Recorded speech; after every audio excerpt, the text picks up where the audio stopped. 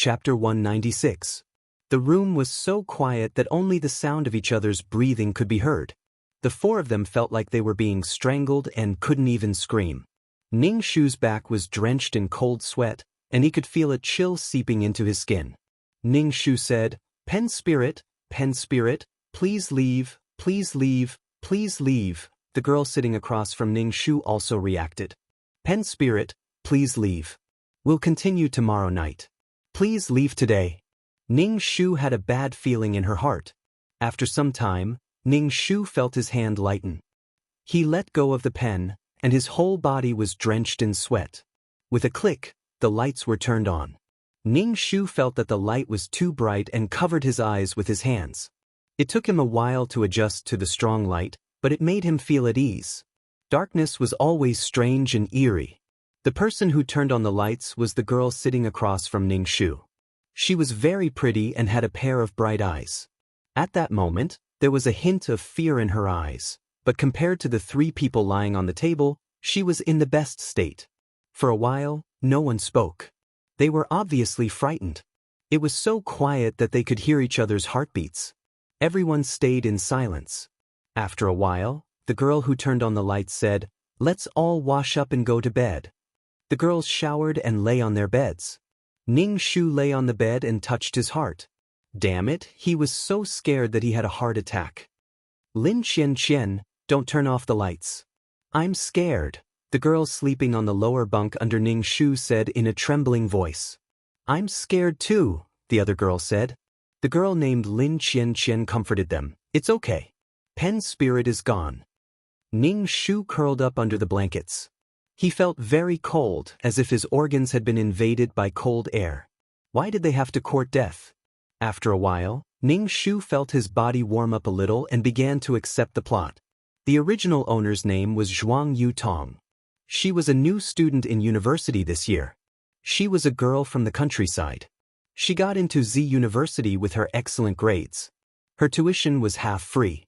However, Zhuang Yutong's three roommates were all kids from the city. Every day they would talk about cosmetics and boys. They would talk about how much a piece of branded clothing cost and how much a limited edition bag cost. Zhuang Yutong couldn't get a word in. Moreover, the other three subconsciously rejected the rustic Zhuang Yutong. Zhuang Yutong didn't have any friends when she came to Z University. She was alone, but she didn't have a choice. One day, Lin Qian, who liked all sorts of weird things in the dormitory and had joined the paranormal club, suggested playing Pen Spirit and asking it questions. She invited Zhuang Yutong to the activity. Zhuang Yutong came from the countryside and was very respectful of ghosts. Not only were the villagers superstitious, but there were also more ghosts in the countryside than in the city. Zhuang Yutong advised the other three not to play, as it was easy to get into trouble. The three of them said that Zhuang Yutong was a coward. If she didn't want to play, she wouldn't be considered a member of the dormitory. Zhuang Yutong had no choice but to bite the bullet. After all, it didn't feel good to be ostracized. When they saw you, they would immediately stop talking and hide your things as if you were a thief. Zhuang Yutong wanted to fit in. Even if she couldn't, at least she wasn't ostracized. Then, the Pen Spirit incident happened. But then, strange things happened. Many strange things happened in the dormitory. At night, there was always a ghost in front of the window. There were also strange sounds and blood coming out of the faucet. Only the four of them could hear these sounds. Every one of them was very unlucky and all sorts of things happened. Until one day, Zhang Yuyan, who wanted to be a superstar, jumped out of the dormitory window. This completely ignited the fear in the dormitory. Another girl, Su Manyu, blamed Lin Qian. She said that Zhang Yui's death was because she played with the Pen Spirit and attracted a malicious spirit. After this happened, Lin Qian was under a lot of pressure. She complained to her boyfriend, Ji Qingyuan. Ji Qingyuan's family was rich. When he heard what happened to his girlfriend, he told Lin Qian that he should find a Taoist priest to catch the ghost. Before the Taoist priest could find her, Su Manyu got into trouble. She was hit by a flower pot that fell from the sky. She lay unconscious in the hospital and didn't wake up. The original owner, Zhuang Yutong, was very scared. She could clearly feel that there was a ghost behind this. It was very likely the pen spirit. Zhuang Yutong wanted to go back to her hometown and find the witch in the village. But just as she decided to go back, she fell into the artificial lake at the university and died. Later, Lin Qianqian and Ji Qingyuan found a Taoist priest and caught the malicious spirit. When Lin Qianqian saw that her 3 roommates were all in trouble, she sighed at the fickleness of fate and the fragility of life. She decided to cherish her relationship with her boyfriend, Ji Qingyuan. Ning Shu was speechless. Fuck. The one who survived in the end was definitely the female lead. The female lead was courting death, and the people who suffered were all cannon fodder.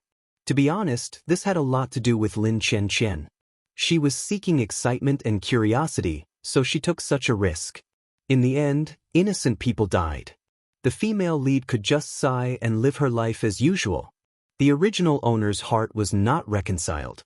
She was originally a girl, and it was not easy for her to go to university. Her parents had supported her to become a university student with great difficulty, but she still had to endure the gossip of the villagers. They said that girls were people of other families, and that they would lose money to support her to go to university. Her family's situation wasn't good to begin with. It was already a miracle that she could go to university. But now she was dead. This was a huge blow to her parents. She didn't know that such rumors would spread in the village. How were they going to live the rest of their lives? The original owner's wish was, she wanted to live. She couldn't be expelled.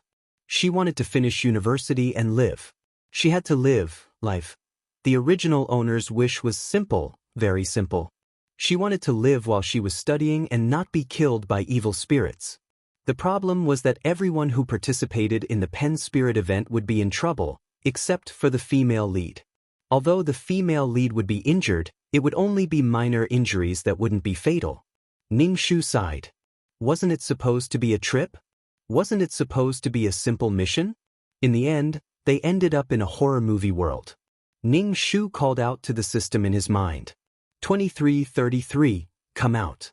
I promise I'll beat you to death. Ning Shu, moi, what's wrong? 2333's voice was excited. Ning Shu's voice was as light as a feather.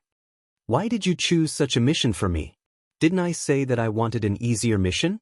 Isn't this mission easy? 2333 asked curiously. You don't have to do anything. You just have to live. You don't have to torture the scumbag. You don't have to fight for the male lead. You don't have to fight and kill. Ning Shu, fuck you. Chapter 197. Ning Shu listened as 2333 spoke without panting. He made it sound so easy, as if it was really an easy task. What kind of broken system was this? Ning Shu said, I'm scared. What are you scared of? 2333 sounded surprised. Ning Shu took a deep breath. I'm scared of ghosts. Why would you be scared? You're just a spirit. You just happen to gain some power. Besides, aren't you a spirit yourself? 2333 sounded very calm. Ning Shu, fuck, I don't know what to say. A human can scare a human to death, let alone a ghost. Fuck, it's a ghost. Ning Shu roared in his heart, you don't understand how humans are scared of ghosts. 2333 was silent for a moment and said, I really don't understand. Ning Shu, don't worry, it's okay. Ning Shu, that paralysis may be around you, but you can't see it, and danger may kill you at any time. This kind of feeling is indescribable. 2333 system, you're actually a defective product. Ning Shu said calmly, how can you be a mainframe like this? You must be a pig. Nonsense, I was designed by the master himself. How can I be a defective product? I'm the most advanced. Wait, what did I just say? 2333 immediately shut up. Ning Shu caught the 3 words master. What master? Ning Shu asked, what's a master? You heard wrong, I didn't say anything. 2333 quickly said. Ning Shu immediately refuted, I heard you say that you were designed by the master. 2333, I didn't. Ning Shu, you did. Ning Shu and 2333 argued for a while, but 2333 refused to give up. Ning Shu looked at 2333 and gave up. After a while, Ning Shu forgot what he was talking about with 2333. He couldn't remember. She remembered that she was talking with 2333, but now that memory was gone. Who erased her memory? This, Ning Shu quickly called 2333 and asked, "What were we talking about? Did you erase my memory?" 2333 immediately said, "You think too highly of me. I can't erase your memory in seconds. If you don't remember, then forget it. There are some things you shouldn't know." Ning Shu, fuck. But this feeling was very scary. He didn't feel anything and his memory was erased. Ning Shu felt that he was unlucky to meet 2333. It was the most unbearable pain in his life. She tossed and turned in bed, unable to fall asleep. When she woke up the next morning, Ning Shu was listless and had bruises under her eyes. The other 3 people in the dormitory also woke up. They didn't look good and were also in low spirits. Ning Shu looked at the 3 people. Zhang Yuyan was a tall girl with a perfect body. She had a proud expression and a beautiful face. She was sexy like a rose with thorns. Zhang Yuyan's biggest dream was to become a superstar. She was also the first person to die in the story. After her was Su Manyu. Su Manyu was an elegant girl. She had the pride and arrogance of a rich family's daughter. However, when she looked at others, her eyes were filled with disdain. Su Manyu despised Zhuang Yutong the most. She was also the one with the best family background in the dormitory. The female lead, Lin Qianqian, was a petite girl. She was very beautiful. Her petite body was full of vitality and youth. Lin Qianqian was lively and kind to everyone. She was the only one in the dormitory who didn't dislike Zhuang Yutong. They would occasionally talk, but they didn't have a deep friendship. The clothes of the original owner were very simple, even old-fashioned. Ning Shu didn't care. He put on his clothes and walked down the stairs. When he was about to put on his shoes, he heard a high-pitched scream from the bathroom. Ning Shu didn't even put on her shoes. She opened the bathroom door and saw Zhang Yuyan sitting on the toilet bowl. Her face was filled with fear and her beautiful face was distorted. She looked at the mirror on the wall and saw that it was covered in blood. There were messy handprints on the mirror. The bloodstains slowly gathered together and formed a woman's face. The bloodstains seemed to be sweeping across everyone.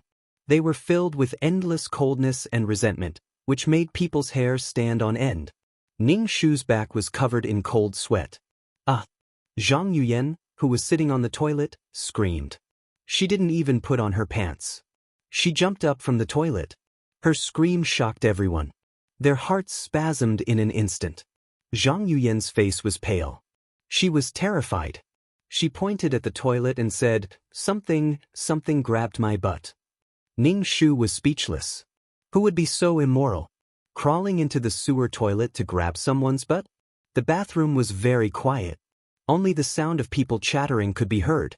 Ning Shu took a breath and moved over. He carefully looked into the toilet. It was very clean. There was nothing. Ning Shu turned around and shook his head at Zhang Yuyan. Zhang Yuyan's face was very pale. She looked like a rose that had been ravaged by a storm. She was listless. Her usually sharp eyes were dim. I felt it. Zhang Yuyan held up her pants. Her body was trembling. I felt it. It was very painful. Ning Shu thought for a moment. He walked over and pulled up Zhang Yuyan's pants. There was nothing on her white and tender butt. The wall. The blood on the wall is gone too. Lin Qianqian pointed at the mirror. The mirror was as clean as before. There was no blood at all. It was as if they had been hallucinating. The 4 of them came out of the bathroom. Their faces were pale and terrified. Lin Qianqian said, "It was just a hallucination. It's okay." Zhang Yuyan looked at Ning Shu and Su Manyu and said agitatedly, "Hallucination. Did all 4 of us hallucinate at the same time? You, did you see it just now?" Zhang Yuyan pointed at Ning Shu and Su Manyu and asked sternly. Su Manyu and Ning Shu both nodded. The atmosphere in the room was dead silent. Ning Shu coughed to break the silence. "I think we need to take some precautions. Whether it's a hallucination or reality, we need to be prepared." The 3 of them didn't say anything when they heard Ning Shu's words. Perhaps they didn't care about Ning Shu at all. After all, Ning Shu's presence was the weakest in the room. Even if he spoke, no one would listen. Lin Qianqian's expression didn't look good. She said, "We still need to investigate what happened. Maybe it was a prank." To put it bluntly, Lin Qianqian didn't want to take the responsibility of attracting evil spirits because of her suggestion. Lin Qianqian was also feeling uneasy. After Lin Qianqian finished speaking, everyone in the room fell silent. Finally, Su Manyu said, "Maybe it's because of what happened last night. We're too nervous." Chapter 198. In the middle of the mountain range, there was a tombstone by the side of a lake. The tombstone was already covered with lush weeds. A woman dressed like a married woman, followed by a man in black, carried a food box. They walked to the tombstone, put down the food box, and took out the offerings. The woman grabbed the grass on the tombstone and cried, "Miss, this servant is so pitiful. You shouldn't have died like this. This servant always felt that you didn't die. You shouldn't have died like this." Yuelon couldn't believe that such a lively person would die like this. She just fell and died. Yuelon couldn't forget the stunned faces of the people present at that time. That kind of shock was like a person who should have been a scourge for 1,000 years suddenly died like this. This kind of feeling was too unreal. The square-faced secret guard comforted Yuelon. "Don't cry. Miss will be sad to see you like this." Yuelon wiped her tears and said to the secret guard indignantly, "So what if I'm crying? So what if I'm crying for my miss? Don't tell me you won't allow me to cry for my miss. I know you were ordered by the master to protect Miss and don't have deep feelings for her. But I grew up with Mississippi. Can I cry?" The secret guard's face became even more square. He silently took 2 steps back and looked at Yuelon wailing. Finally, he couldn't help but say, "Don't cry. You're pregnant now." Yuelon cried until she hiccuped. She wiped her snot and said to the tombstone, "Miss, as you wish, this servant actually got together with the secret guard. His face is so square. What if the child is born with a square face? It's fine if it's a boy. But if it's a girl, what should this servant do? Miss, this servant is so pitiful." "Secret guard, someone is coming. Don't cry," the secret guard said to Yuelon. He stood in front of Yuelon and pulled out his sword, looking at the incoming person vigilantly. The person who came was little radish-head Suyu. She held the offerings in her hand and behind her was a white-clothed genius doctor. "Sister Yuelon." Little radish-head Suyu shouted at Yuelon. Yuelon smiled at Suyu. "Thank you for remembering Miss' death anniversary.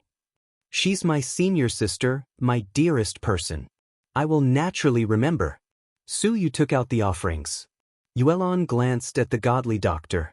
His face was cold and his entire body was emitting a cold aura, making it hard for people to get close to him. Yuelon originally wanted to exchange a few pleasantries, but in the end, she gave up talking to him. The godly doctor bent over and placed 2 incense sticks in the ground. He squinted his eyes and looked at the tombstone. There are still people thinking about this woman even after she's dead. Gong Wumei stood on the treetop and looked over.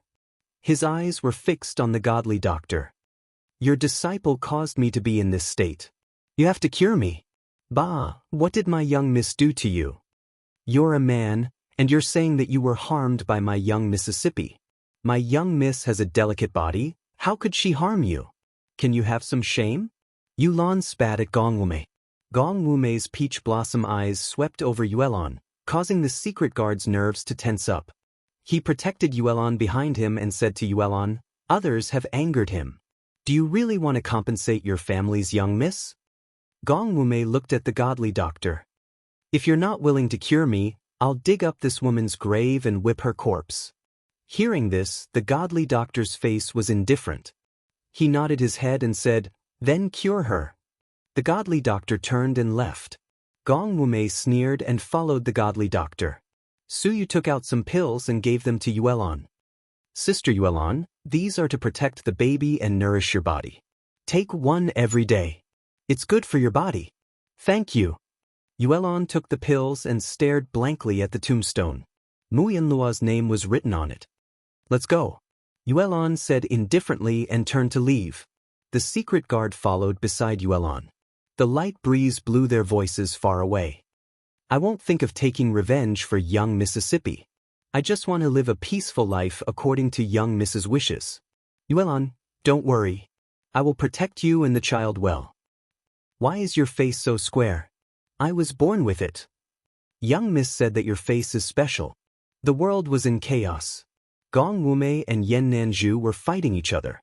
Gong Wumei re-established the demon sect, and Yen Nanju made it her life's mission to destroy the demon sect. Killing could be seen everywhere. The battle between good and evil was intense. When Rua's team grew stronger and stronger, everywhere they went, there would be bloodshed. They killed many of the corrupt officials, tyrants, and greedy businessmen that Wen Ruhua mentioned. It caused serious chaos and even affected the stability of the country. The imperial court sent Sidu Qingyu to suppress the bandits. Sidu Qingyu and Wen Ruhua took the responsibility. The war affected many places. Some places even took the opportunity to revolt. The mobs rushed into the government offices and broke into the houses of the rich. Qi Sheng died in the hands of the mobs. He was the only one who didn't have the ability to fight and was the first to die. When Qi Sheng died, the world seemed to dim. The regent, Luo Junyan, took advantage of the chaos in the country and rebelled. However, he failed. The emperor killed Luo Junyan. The emperor had been wary of the regent for a long time. Now that he had walked into the trap, it was just right. When Sidu Qingyu, who was still fighting, heard the news, he spat out a mouthful of blood. He was stabbed to death by Wen Ruhua in a daze. Wen Rua's team grew stronger and could even fight against the imperial court's army. However, Wen Ruhua was killed by her own subordinates. Just like how he killed the bandit leader, Wen Ruhua was killed by her ambitious subordinates. It was as if the entire world had been reshuffled, wiping out those who had great luck. The entire world was in a state of chaos and chaos. People were restless. The godly doctor stood in front of the bamboo house. Su Yu said to him, "Master, I want to go out and practice medicine." The godly doctor said indifferently. He looked up at the gray sky and said, "Be careful. The people outside are not what they used to be. A child like you should be careful." "Master, are you really going to let me go alone? I'm still a child. I want you to go with me so I can take care of you," Su Yu said. The godly doctor said coldly, "There's no need. It's not suitable for me to go out now. Doctors don't treat themselves. My body can't hold on for much longer." Su Yu looked at the godly doctor. "I'm not going out.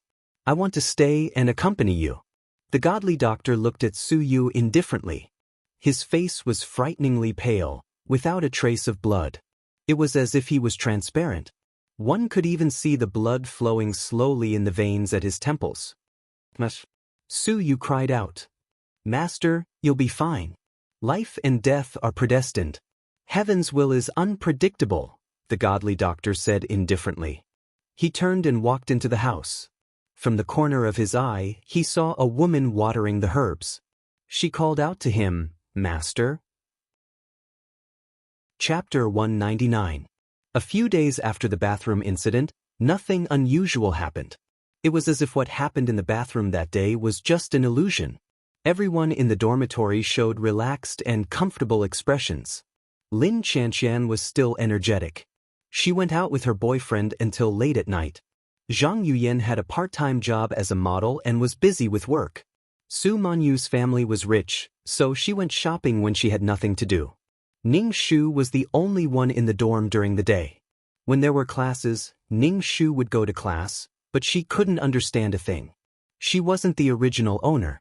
The original owner was a very smart student, but she couldn't do the same. She tried her best to reduce her presence in class, afraid that the professor would ask her to answer questions. Ning Shu felt that it was necessary for her to study properly. In the past, when she stayed in the hospital, she did not study. When her life was threatened by the disease, her survival was challenged. Naturally, she put everything aside and only thought about surviving. Ning Shu found that the original owner was really poor. There was no money in her meal card, and she didn't have any money on her.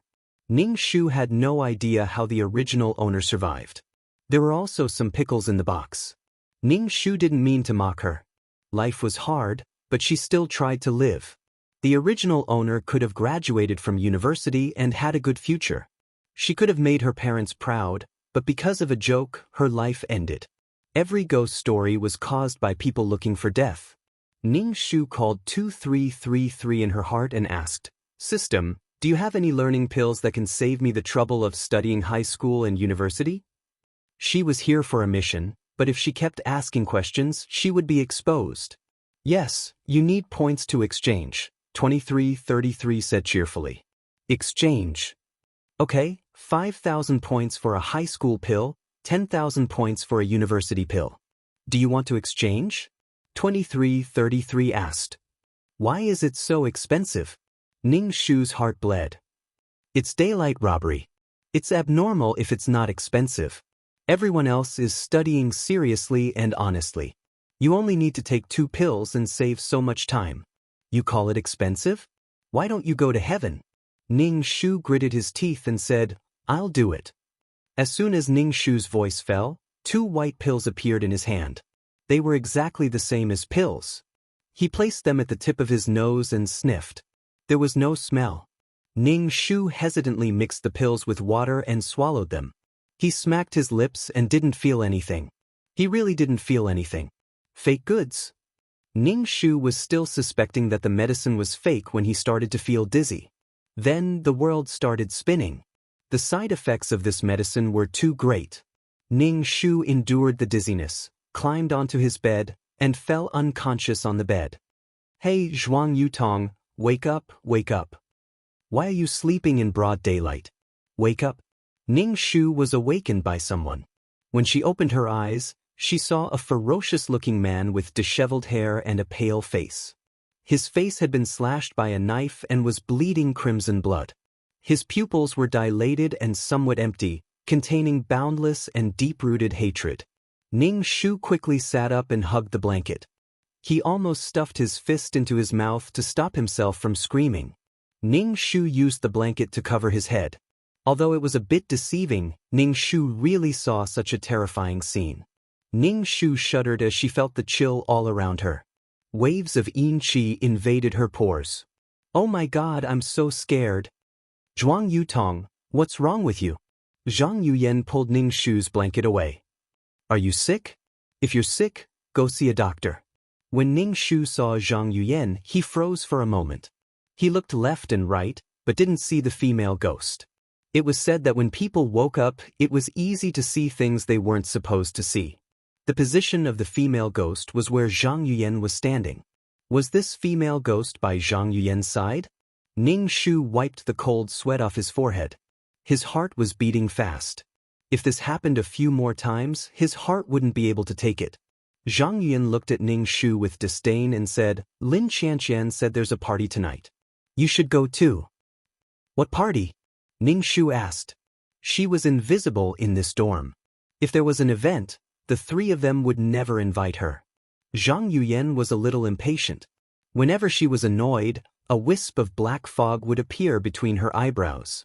Zhang Yuyen looked at Ning Shu with disdain and said, "It's just a normal university gathering. Do you want to go? Don't worry, I won't make you pay. Someone will pay for it." Ning Shu nodded and said, "I'll go." Ning Shu was a bit scared to leave her alone in the dorm. Was the female ghost she saw just now the pen spirit? Ning Shu thought for a moment and asked, "Zhang Yuyen, have you felt anything wrong recently? Like you're not feeling well?" "No, nothing at all." Zhang Yuyen crossed her arms and looked at Ning Shu arrogantly. Ning Shu couldn't see if the female ghost was still by Zhang Yuyen's side. Zhang Yuyen told Ning Shu about the party and left with her purse. Ning Shu's limbs were weak. He sat on the bed for a while before he got out of bed and went to the bathroom to wash his face. Ning Shu turned on the faucet. A pungent smell of rot instantly wafted out. Ning Shu looked down and saw dark red blood flowing out of the faucet. The smell was disgusting. Ning Shu threw the faucet out. The blood splashed on the wall, making the smell even worse. Ning Shu's scalp was going to explode. Out of the corner of his eye, he saw a woman slowly appear in the mirror. It was the same as what Ning Shu had seen before. Ning Shu immediately looked around. There was no one in the bathroom, but the female ghost in the mirror was still there. The knife marks on her face were slowly rotting until her face was unrecognizable. She opened her mouth and roared. She seemed to rush out of the mirror and jump at Ning-Shu. Ning-Shu used his hand to block and turned to run. Suddenly, he felt an extremely cold presence invade his body. It was so cold that his body was numb. Ning-Shu's heart was filled with hatred. "Motherfucker, I have no enmity with you, but you still want to harm innocent people after your death. You deserve to be beaten up by the Taoist priest." After a while, his body gradually recovered. Ning-Shu opened the window to let in the sunlight. Even with the sunlight, Ning-Shu still felt no warmth in his body. With this kind of yin qi invading his body, even if he wasn't pushed into the artificial lake, he wouldn't be able to survive for long. Ning-Shu thought for a while. He wanted to see if this body could practice peerless martial arts. If he could cultivate qi jin, it could also heal the body that was invaded by yin qi. To Ning-Shu's surprise, although this body's aptitude wasn't very good, it was not as good as Mu Yenlua's in the previous world. Chapter 200. Because of the gathering that night, Ning-Shu found the original owner's clothes that were relatively nicer to match. It didn't look too old-fashioned. In this society, one should respect the clothes first before the person. Ning-Shu found the place Zhang Yuyan had mentioned. It was a high-end KTV. If it was the original owner, she wouldn't have attended such an event. She couldn't afford it. The waiter brought him to a private room. The lighting in the room was dim. The magical lights on the ceiling flashed all kinds of colors. When they shone on their faces, it looked strange. When Ning-Shu entered, he didn't cause any commotion. There were both boys and girls in the room. There were some drinks and fruits on the table. Lin Qianqian was singing with a boy. They looked at each other affectionately. Ning-Shu walked over to the dormitory group and sat next to Su Manyu.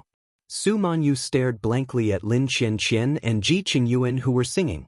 Most of her attention was on Ji Qingyuan. Su Manyu turned her head and saw Ning-Shu sitting next to her.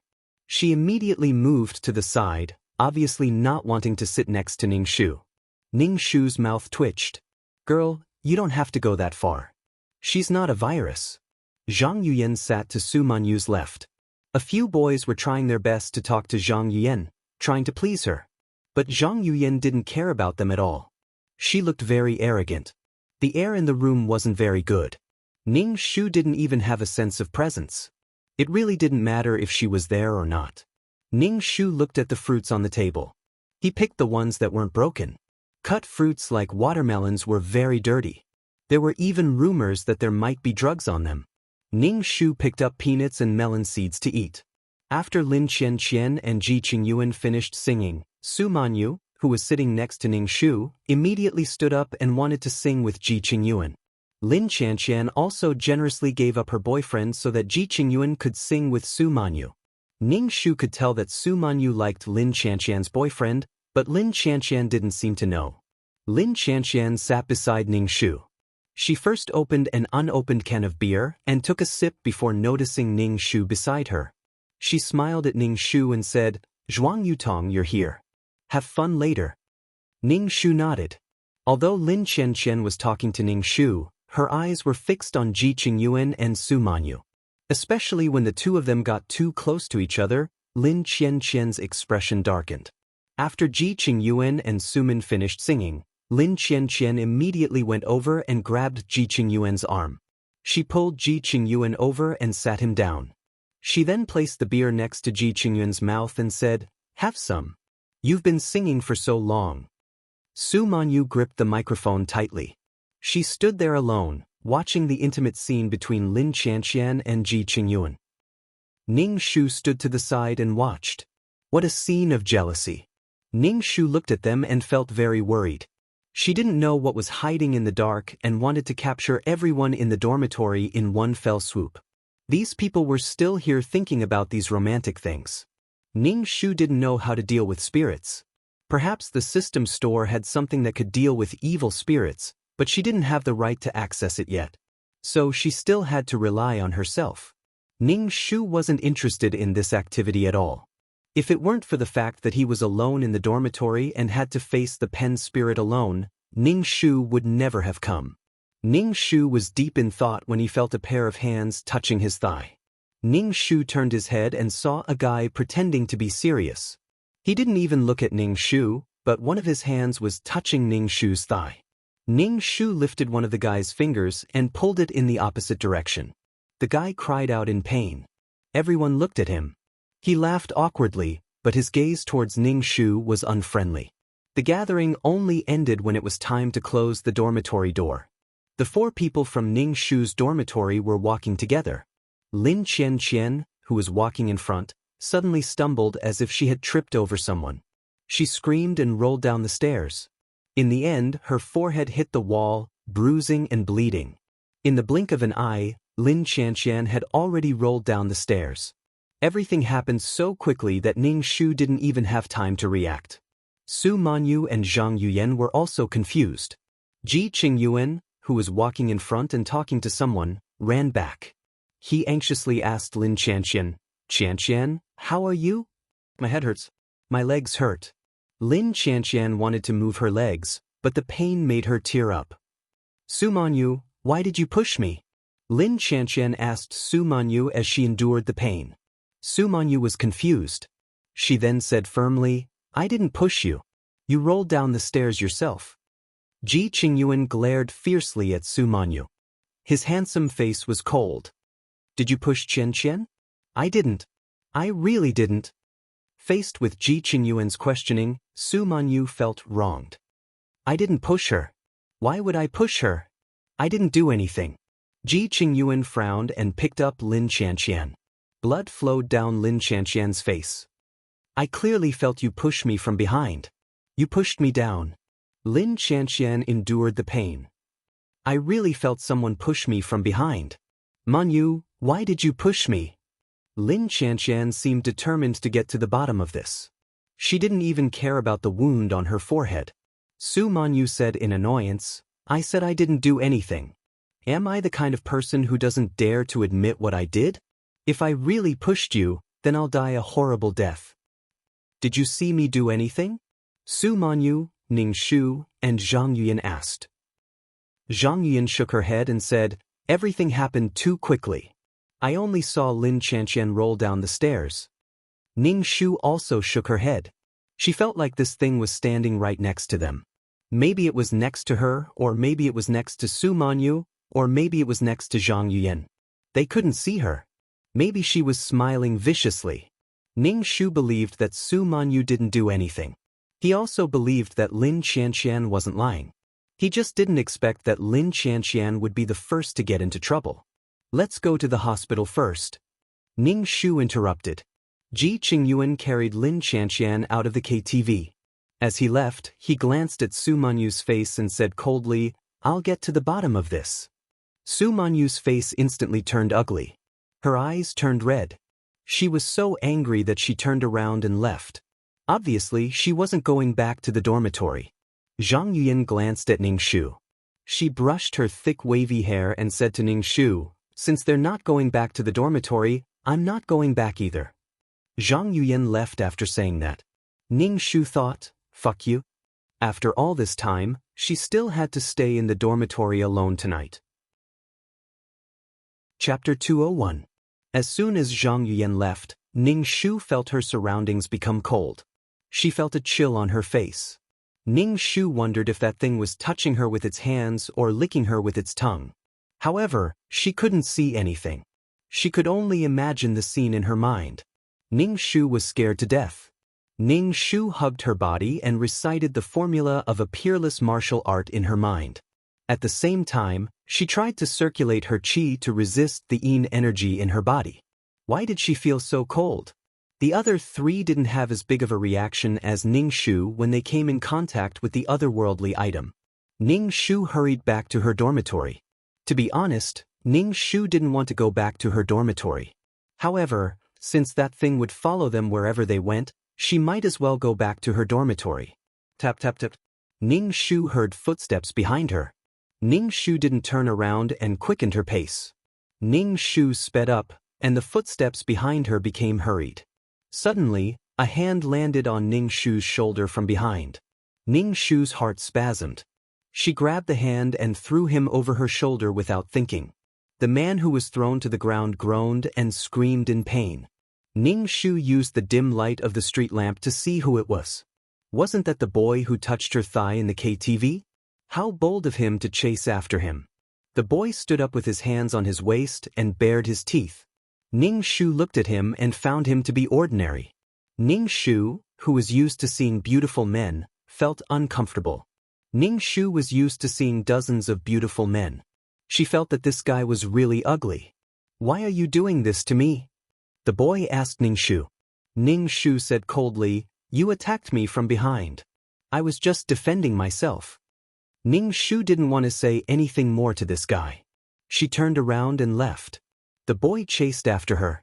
Ning Shu said, "I was wrong about the KTV. I heard that your family is very poor. Be my girlfriend. I will pay for your living expenses." Ning Shu stopped and looked at the boy. The boy asked happily, "Do you agree? My name is Song Ming. It's so late. Do you still want to go back to your dormitory? Let's go outside." Song Ming pulled Ning Shu's hand. Ning Shu took a step back and coldly looked at the boy called Song Ming. "I don't sleep with the male lead." "How can I sleep with you?" This boy called Song Ming just wanted to trick her into bed. Ning Shu sneered. She stretched out her leg and kicked Song Ming's crotch. Song Ming immediately covered his crotch. It was so painful that he wanted to die. Ning Shu grabbed his collar. "Don't have any ideas about me. In the future, if you approach me with such dirty thoughts, I will directly cripple you, beast." Ning Shu loosened her collar, turned around and left. Song Ming held the wall with one hand and covered his crotch with the other. He grimaced as he looked at Ning Shu's back. Ning Shu returned to the dormitory. She turned on the light and prepared to go to the bathroom to wash up. However, when she thought of what happened during the day, she was afraid that the faucet would bleed. Only their dormitory's faucet was bleeding. How could such an unscientific thing happen? Fortunately, there was no bleeding today. Ning Shu washed up, closed the window, pulled the curtains, and turned on the light. Ning Shu climbed onto the bed and sat in meditation. Ning Shu knew that the pen spirit would come. This kind of thing was used to provoke the fear in people's hearts and make them collapse. It used magnetic fields to do strange and frightening things. Humans' fear of ghosts came from invisible and mysterious forces. Ning Shu began to practice her peerless martial arts to dispel the fear in her heart. Pang! The window that Ning Shu closed was blown open by the wind. The lights in the dormitory were instantly extinguished. There was no light in the dormitory at all. Even outside the window, it was as dark as ink. Nothing could be seen. The wind blew against the window, making a pa-pa sound. The curtains were blown into a ball. Ning Shu sat on the bed as still as a mountain. If she did not open her eyes, she would not be able to see anything. Ning Shu muttered in her heart, "I can't see anything. I can't see anything. I'm not afraid at all. I'm not afraid." Ning Shu even smelled a rotten smell. Her whole body felt as if it had fallen into icy water. Even her head started to feel dizzy. Ning Shu clenched her teeth and closed her eyes, refusing to open them. At the same time, she tried to circulate the qi gene in her body to resist the cold. Hiss! A deep roar sounded in her ears. It was the sound of a woman crying. It was very close but also very far. Ning Shu even felt something dripping on her body. It was warm, like blood that had just flowed out of her body. Ning Shu still did not open his eyes. He felt the temperature in the room drop again. Ning Shu felt as if he was standing naked in the snow in the middle of winter. His muscles started to shiver. "Why won't you open your eyes and look at me? Why? The voice was both poisonous and filled with endless coldness. Ning Shu circulated the qi gene in his body, trying to resist the pen spirit's influence. After an unknown amount of time, Ning Shu did not know how long he had endured. When he opened his eyes again, it was already daytime. The window was wide open, and the curtains swayed gently in the breeze. It was another beautiful morning. There was nothing out of the ordinary in the dormitory. If not for the numbness in his body, Ning Shu would have suspected that the previous night had been an illusion. Ning Shu sat on his bed for the whole night. Ning Shu yawned and felt particularly tired. She got out of bed and opened her cupboard. She found a neatly folded piece of clothing in the cupboard. It was a bright red woolen coat. Ning Shu raised his eyebrows. This shirt did not belong to her. The original owner did not have such a beautiful shirt. The color of the shirt was very beautiful. It was an eye-catching red, and wearing it gave off a cold and elegant feeling. Whose shirt was placed in her cupboard? Ning Shu suspected that it was Zhang Yuyan's. The shirt fit Zhang Yuyan's style perfectly, proud and elegant. Ning Shu thought for a moment and picked up the shirt. When he touched it, Ning Shu felt something was wrong. The shirt was wet and sticky. He put his hand to his nose and sniffed. There was a rotten smell. Ning Shu immediately understood that the pen spirit had placed the shirt in her cupboard. Ning Shu suddenly felt something cold approaching him. Waves of yin energy entered his pores, and a thought appeared in his mind. For this reason, why not try on this beautiful shirt? Ning Shu took the shirt out of the cupboard. There were muddy water stains where the shirt had been placed. The shirt was very heavy, and it had not been wrung dry after absorbing the water. Ning Shu laughed coldly. He took out a pair of scissors and cut the shirt into pieces. The temperature in the dormitory dropped a lot. A strong wind blew from the window, blowing the pieces of the shirt on the ground. The room was filled with a disgusting rotten smell. Chapter 202. After Ning Shu cut the clothes, the pen spirit started to get agitated. The wind blew the window back and forth heavily.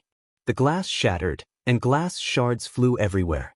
Ning Shu's ears were filled with the ear-piercing sound of electric current, which almost pierced through her eardrums. Ning Shu covered her ears and squatted down, closing her eyes. The pen spirit was angry. Ning Shu felt that there was nothing to be afraid of even if it was a ghost. It was just like 2333 said, it was just a spirit, and it was a little more vicious. As long as she could overcome the fear in her heart, there was nothing to be afraid of. Knock, knock, knock. There was a knock on the door. Ning Shu opened her eyes. The dormitory was quiet. Other than the shattered glass on the floor, there were no pieces of clothes. However, the cold presence followed her like a shadow. Furthermore, there was a chill around her neck. Ning Shu suspected that this malicious spirit was strangling her neck. Ning Shu channeled the qi jin in her body and opened the door. The dorm manager was standing at the door. He looked at Ning Shu with an unfriendly gaze and asked, "What were you doing just now? Why is the glass in the dorm broken?" "I'm sorry. I used too much force when I closed the window, and the glass shattered. I will fix it as soon as possible." Ning Shu did not argue and apologized directly. The manager saw that Ning Shu's attitude was good, so he told her to fix it as soon as possible. Then, he said to Ning Shu, "Someone is looking for you downstairs." Ning Shu was a little surprised. Who would be looking for her? Ning Shu went down the stairs and saw Song Ming standing under a tree. When Ning Shu saw this person, she did not look happy at all. Ning Shu turned around and went back to the dorm. When Song Ming saw Ning Shu was about to leave, she quickly ran over and grabbed Ning Shu. Ning Shu asked, "Why did you run when you saw me?" "I'm not running. I just don't want to see you. Don't wander around in front of me, or I'll really cripple you." Ning Shu's eyes were cold. She didn't want to be entangled with this person. How could he be a good person if he stuck his hand into a girl's thigh the first time they met? Based on Ning Shu's temper in the past, he really wanted to give this guy a whip. Perhaps he wouldn't put his hands between other girls' thighs only because he saw that she was dressed in a rustic manner and came from the countryside without any backing and was easy to bully. He thought that she wouldn't dare to stick her nose out. How could such a cowardly person be a good person? Last night, he had already thought that Song Ming was ugly. Now that the light was bright, he looked even uglier. His face was full of pimples, and there were even pimples on his chin. Ning Shu, Song Ming looked at Ning Shu. This girl was dressed a little ugly, but she had a kind of simple beauty. She was probably still a virgin, so he made the first move.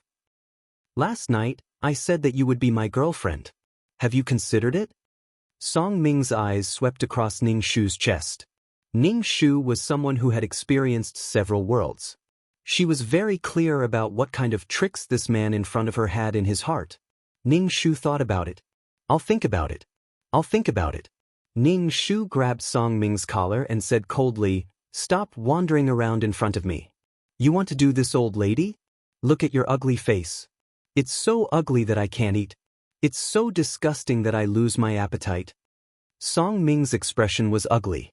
He pulled away Ning Shu's hand that was grabbing his collar and shouted angrily, "What are you so proud of? You're just a country bumpkin from the countryside. Do you really think that you're popular? I just saw that you were living a difficult life and wanted to help you. You really think that you're something." There were really scumbags everywhere. The pen spirit didn't find these disgusting men and scare them to death. Instead, she only knew how to hurt innocent girls. As expected, women were good at making things difficult for other women.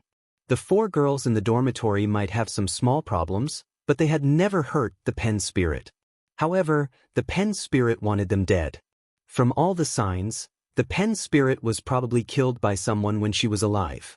Then she was filled with resentment and wanted to kill someone. Ning Shu looked at Song Ming and sneered.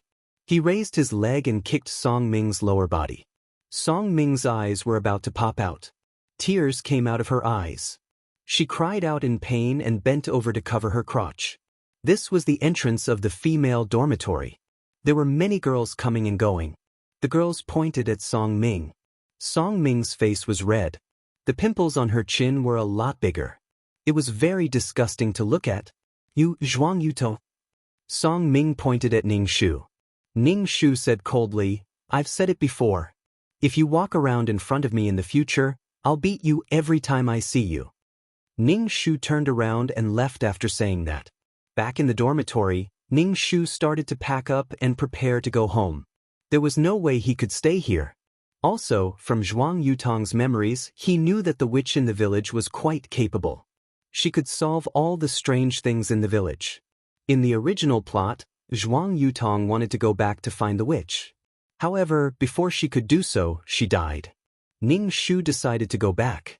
Ning Shu was unwilling to give up and summoned 2333. Is there really nothing that can deal with this malicious spirit? Ning Shu, didn't I tell you? 2333's voice was helpless. You are not qualified to open the shop. If you do, there will be many things that can deal with this spirit. The problem is that you are still too weak. Why can I exchange for aphrodisiac and learning pills? Ning Shu asked again. Ning Shu was not used to the system calling him trash. Even if you throw these low-level items on the ground, no player will pick them up. I used my authority to exchange for them for you. 2333 said. Ning Shu roared in his heart. If these are low-level items, why do they cost so many points? But why? Even though it's a low-level item, it's still something from the system store. It's still very powerful. Alright, stop talking to me. I don't have enough energy. Bye-bye. 2333 said and ignored Ning Shu. The feeling of being cheated lingered in Ning Shu's heart. She always felt that she had been cheated by the system. 2333 meant that she was nothing more than a low-level player now. Who knew what plane she would disappear in? After packing his things, Ning Shu planned to ask for leave from the counselor. Ning Shu was afraid that he would fall into the artificial lake like in the storyline, so he deliberately avoided the artificial lake. After asking for leave from the counselor, Ning Shu walked out of the administration building. As she was walking, she suddenly heard a sharp honk from a car. Ning Shu turned around and saw a van rushing straight towards her. It was getting faster and faster. A gust of yin energy entered Ning Shu's body. It was so cold that Ning Shu's body became numb. It was as if something was holding him tightly, not letting him move. Ning Shu used her chi and quickly avoided the van. The van rushed into the grass and crashed into a tree. The tree was directly knocked down. The front of the van was also smashed into pieces. Chapter 203. Ning Shu looked at the wreckage of the van, and his heart raced. He shook his numb arm and looked down to see the black fingerprints on it. Something had grabbed him earlier, and that was probably the ghost claw. Ning Shu walked over and saw that the van owner had fainted. He immediately called the police. The hairs on Ning Shu's back stood on end. She broke out in a cold sweat. This pen spirit wanted to kill her. The more it was like this, the more Ning-Shu hated it. Everything had a cause and effect. The pen spirit could not harm people like this. The original owner, Zhuang Yutong, had never harmed the pen spirit, and she had no grudge against it, but it still wanted to kill Zhuang Yutong. Let's see who will take care of who in the end. Ning-Shu chased away the chill in his body as he walked back to the dormitory. When Ning-Shu opened the door, he saw Zhang Yuyan, who had returned at some point, climbing up the window. She looked very dangerous, and it seemed like she was going to jump out of the window. Zhang Yuyan's face was filled with despair, like she had encountered something scary. Her eyes were blank, and she looked like she had lost her soul. Her movements were slow as she stood by the window. The dormitory was very cold, and he could hear something roaring. The hatred and coldness were suffocating. Ning-Shu quickly ran over to grab Zhang Yuyan's hand. He wanted to pull her down, but he could not. It was as if someone was trying to push her off the balcony. Zhang Yuyan, wake up. Hey! Ning-Shu took a deep breath and used his qi to pull Zhang Yuyan down. Zhang Yuyan fell on top of Ning-Shu, and Ning-Shu could not stop coughing. Zhang Yuyan had already fainted. Ning-Shu carried Zhang Yuyan onto the bed, and he saw a ghost claw mark on her other wrist. Zhang Yuyan's body was very cold. Her body was trembling and her face was pale. Ning-Shu covered her with the blanket and then covered her body with her own blanket. She took Zhang Yuyan's hand and rubbed it. Ning-Shu was now a martial arts practitioner, and martial arts practitioners were full of vitality. He hoped it would be of some use to Zhang Yuyan. Zhang Yuyan's face was very pale, and she no longer looked as sexy and proud as a rose. Ning-Shu sighed. These girls were really unlucky. Curiosity killed the cat. Sometimes one shouldn't play with fire. It was one thing for Lin Qianqian to be curious, but she even dragged them down with her. In the end, only Lin Qianqian survived. Ning-Shu sat on the edge of the bed the whole time. In the middle of the night, she couldn't take it anymore, so she leaned against the edge of the bed and fell asleep. Zhang Yuyan, who was sleeping on the bed, suddenly sat up and lifted the blanket with a numb expression. Ning-Shu was awakened by Zhang Yuyan. Seeing Zhang Yuyan like this, she knew that she was being controlled again. Ning-Shu grabbed Zhang Yuyan tightly, but Zhang Yuyan's strength increased, and she slowly dragged Ning-Shu to the window. Ning-Shu thought, fuck you. Let's see who wins today. Ning-Shu exerted all his strength, causing the veins on his forehead to bulge as he pulled Zhang Yuyan back. Zhang Yuyan turned around, her face incomparably malevolent. It was so rotten that it was impossible to see what she looked like. One of her eyeballs was about to fall out. It was only because a bit of flesh and meridians were holding it that it did not fall to the ground. Her entire body was incomparably disgusting. Ning-Shu even felt that his hand holding Zhang Yuyan had become wet and rotten. Ning-Shu looked down and saw that Zhang Yuyan's hand was rotten. He could even see white maggots crawling under the rotten skin. Ning-Shu was so scared that he almost let go. He closed his eyes and said in his heart, I'm not scared. I'm not scared at all. This is a trick. This is Zhang Yuyan's hand. I can't let go. I can't let go. It wasn't that Ning-Shu wanted to save Zhang Yuyan out of kindness. It was that Ning-Shu was fighting against the plot. In the plot, Lin Qianqian was the only one left. Everyone else was dead. Saving these people was the same as saving himself. Ning-Shu gathered his strength, and the muscles in his arms were trembling. He held Zhang Yuyan's hand tightly. After an unknown amount of time, Ning-Shu felt his hand lighten. Zhang Yuyan fell to the ground with a thump. She no longer looked hideous and rotten. Ning-Shu placed Zhang Yuyan on the bed and shook his trembling hand.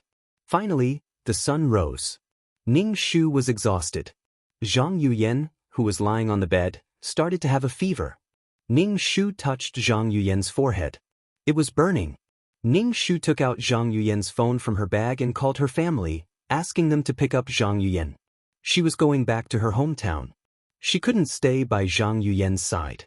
By the time the Taoist priest arrived, most of the people in the dormitory would be dead. She would have to rely on herself. Zhang Yuyan's family arrived quickly. They thanked Ning-Shu and took Zhang Yuyan away. Ning-Shu took his luggage, locked the dormitory, and headed to the bus station. Ning-Shu was on the bus. Along the way, Ning Shu was afraid that something might happen, so he was constantly cultivating his peerless martial arts. He was constantly circulating his qi, emitting a strong qi and blood force. The strong yang qi could make these ghosts stay away from him. There were many accidents along the way. The bus either had a flat tire or went the wrong way. The old driver even got lost. Ning Shu knew that the spirit was following him. Ning Shu swapped seats with someone and sat behind the driver. Ning Shu turned his head. He could even see a ferocious face reflected in the glass. Ning Shu looked away expressionlessly. It was nothing more than using this kind of thing to scare people. Once they were numb from fear, it would be fine. After 3 days of bumpy ride, they finally arrived. The 2-day journey was delayed by an extra day, and there were many accidents along the way. Everyone on the bus said that they were possessed by ghosts. There was still some distance from the bus station to the original owner's village. Ning Shu dragged his luggage and felt cold air around him. It was summer, but Ning Shu felt like it was winter. When they arrived at the village, Ning Shu didn't go home directly. It would be bad if Zhuang Yutong's family was harmed by such a troublemaker. This was a ghost that killed people without any principles to ease the hatred in her heart. Ning Shu went to the witch's house. The witch lived in the westernmost part of the village, near the mountains. It was also the most desolate place. There was basically no one living nearby. The place where the witch lived was very simple and even had a gloomy feeling. The curtains were all black. The lighting in the forest wasn't very good, and this made it even more gloomy. However, Ning Shu felt his body relax. The coldness was gone. It was as if the spirit had left his side. What was she afraid of? Ning Shu walked into the yard and shouted into the house, "Granny, I'm Yutong. I have a favor to ask." After a while, an old voice came from inside the house. It was hoarse and harsh. "Come in." Ning Shu lifted the black curtain and walked in. The house was very dark. There seemed to be no windows, so the lighting wasn't very good. There were 2 candles on the table, as if they were worshipping something. Ning Shu looked around the room casually. He turned around and saw a skull hanging on the wall next to him. It had empty eye sockets and a few teeth in its mouth. Chapter 204. Ning Shu was so scared by the skull that he took a few steps back. However, he stepped on something. He looked down and saw that it was a leg bone. Ning Shu almost jumped up. Damn it, why did they have to make it so scary? Why couldn't they put the bones away? What did you provoke? It's so powerful. A hoarse voice came from behind Ning Shu. Ning Shu immediately turned around. It was dark around him and he didn't notice that someone was sitting behind him. With a snap, the lights came on. Ning Shu rubbed her eyes and saw an extremely old woman standing in front of her. Her face was full of wrinkles and deep ravines. Her eyes were very sinister as she sized Ning Shu up from head to toe. Ning Shu said to the witch, "Granny, I'm in trouble. I want to ask for your help." The witch sat down. Ning Shu said, "Sit down." Ning Shu quickly sat across from the witch. There was a small tea table in front of him with all kinds of strange things on it. The witch lit the lamp on the table and a sweet smell slowly spread out. Ning Shu coughed and said, "Granny, what's this? It smells good." "It's made of soul-removing grass. If you smell it too much, your soul will dissipate and you will become a living dead," the witch said lightly with a hoarse voice. Ning Shu was speechless. Ning Shu immediately held his breath. The witch looked at Ning Shu and said, "Didn't you go to school? How did you provoke something like this?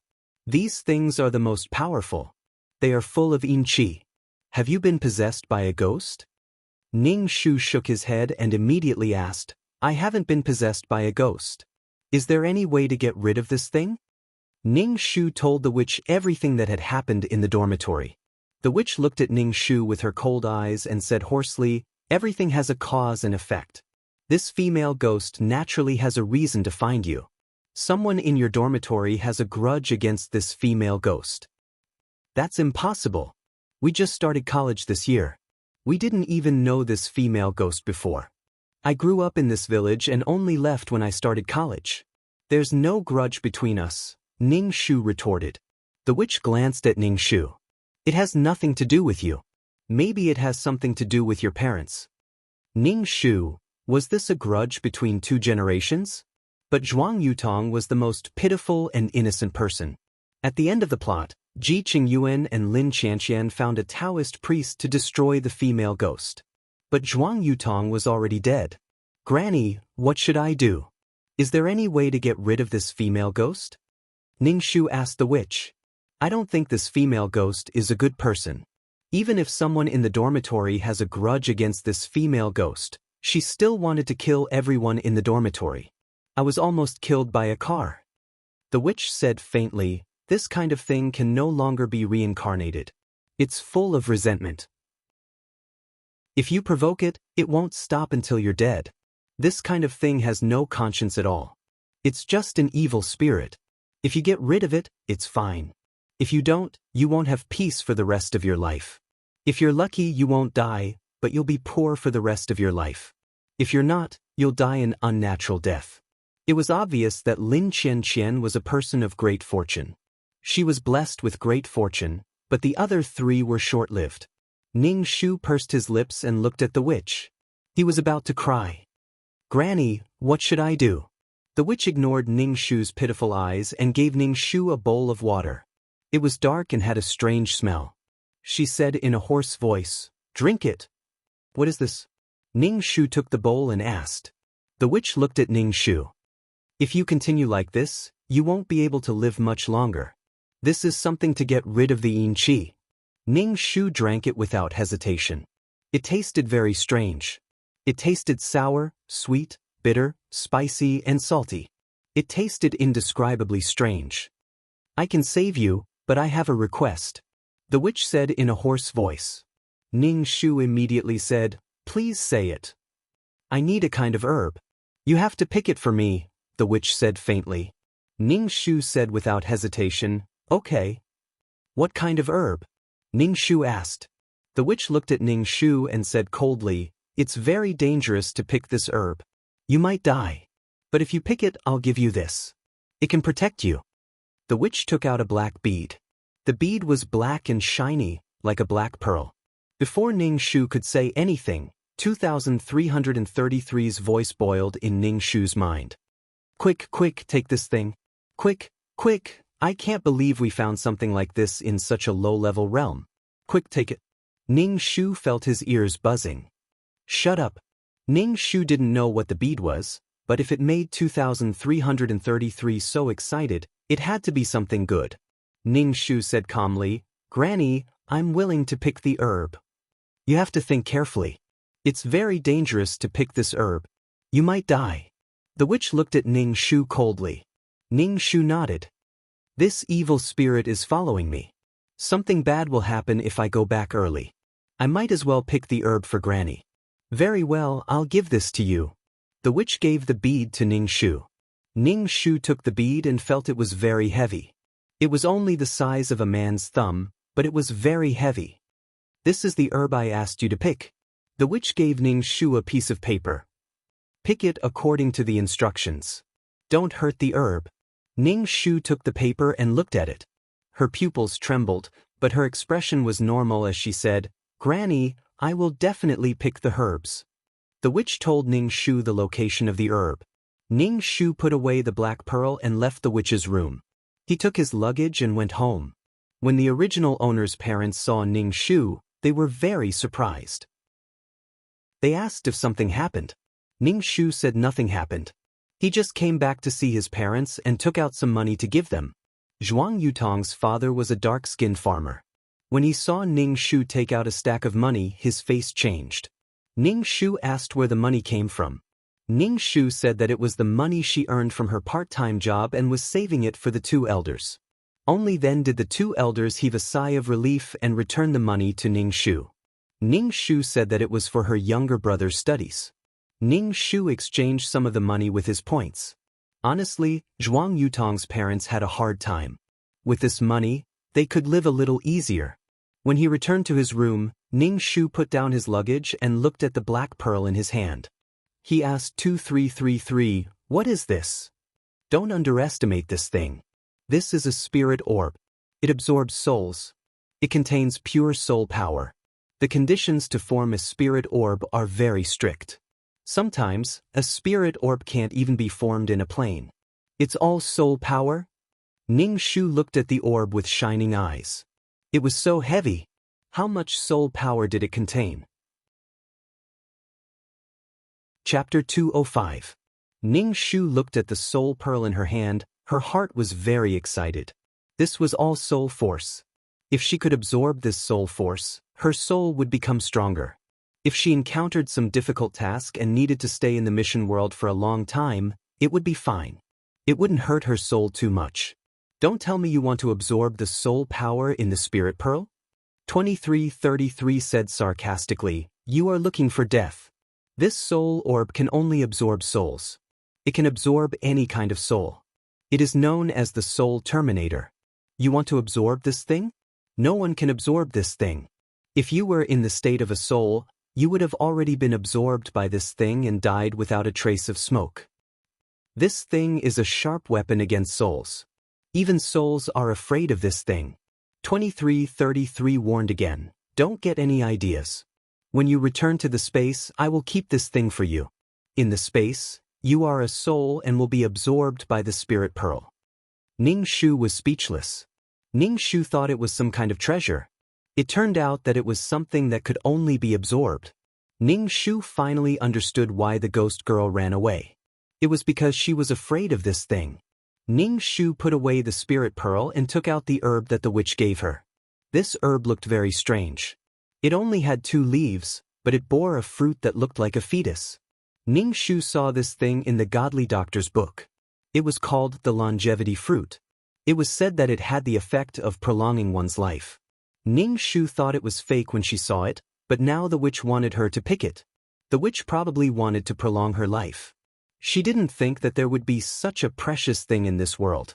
No wonder the witch gave her the spirit pearl. This fruit is not that precious in a higher level world. However, the spirit pearl is very precious. It is impossible for a world to have such a pearl. This is a good deal. 2333 said. Since it was like this, Ning Shu decided to go find this fruit. Moreover, this thing grew on a cliff. This kind of precious thing was guarded by fierce animals. As a weak girl, she might really die. Fortunately, Ning Shu had practiced a peerless martial art. His strength and agility had increased, so he might be able to reap some benefits. There was no way Ning Shu was going to take the witch's bead for free. Setting aside the fact that the witch knew some strange things, what would happen to Zhuang Yutong if she took the bead away? Zhuang Yutong had not been killed by the malicious ghost, but by the wish. The next morning, Ning Shu was woken up by the 2 elders for breakfast. Then, she took a bundle of rope and went to the mountains behind the village. Father Zhuang saw Ning Shu holding a bundle of rope and a hatchet, and asked her where she was going.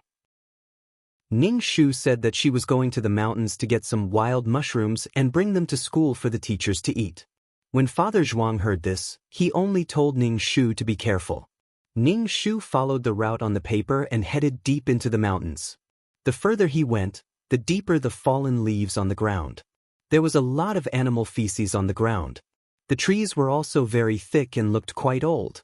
The forest was lush and green. When the sun shone down, it formed small spots of light through the leaves. Ning Shu reached her destination. This thing grew on a cliff. Ning Shu had to hang on the rope and slide down to where the longevity fruit grew in order to pluck it. Ning Shu looked down the cliff and suddenly felt dizzy. Damn, she was afraid of heights. Ning Shu wiped the cold sweat off his forehead. He tied the rope securely to the tree and tied another rope to himself. He pulled the rope and slowly slid down. For the sake of this bead, Ning Shu was quite desperate. He slid down beside the longevity fruit. Looking at the fruit up close, it was even more frightening. It was completely in the shape of a fetus. It was curled up and even had facial features on its face. Damn, was it going to grow into a child? Ning Shu remembered that in the miracle doctor's medical skills, this thing was a kind of plant. However, it was really surprising that a plant could grow like this. 2333 System Sir, what exactly is this thing? Ning Shu reached out to pluck the longevity fruit. It's nothing more than a kind of spiritual herb. Don't make a fuss about it.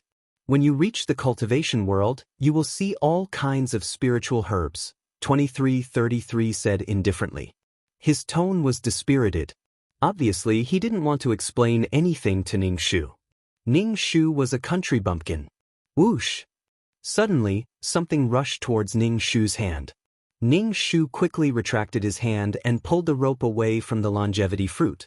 Only then did he see it clearly. Far away from the longevity fruit, there was a snake the size of a pinky finger. It was only 3 inches long. This snake was very small and was about the same color as a rock. Ning-Shu didn't notice it before.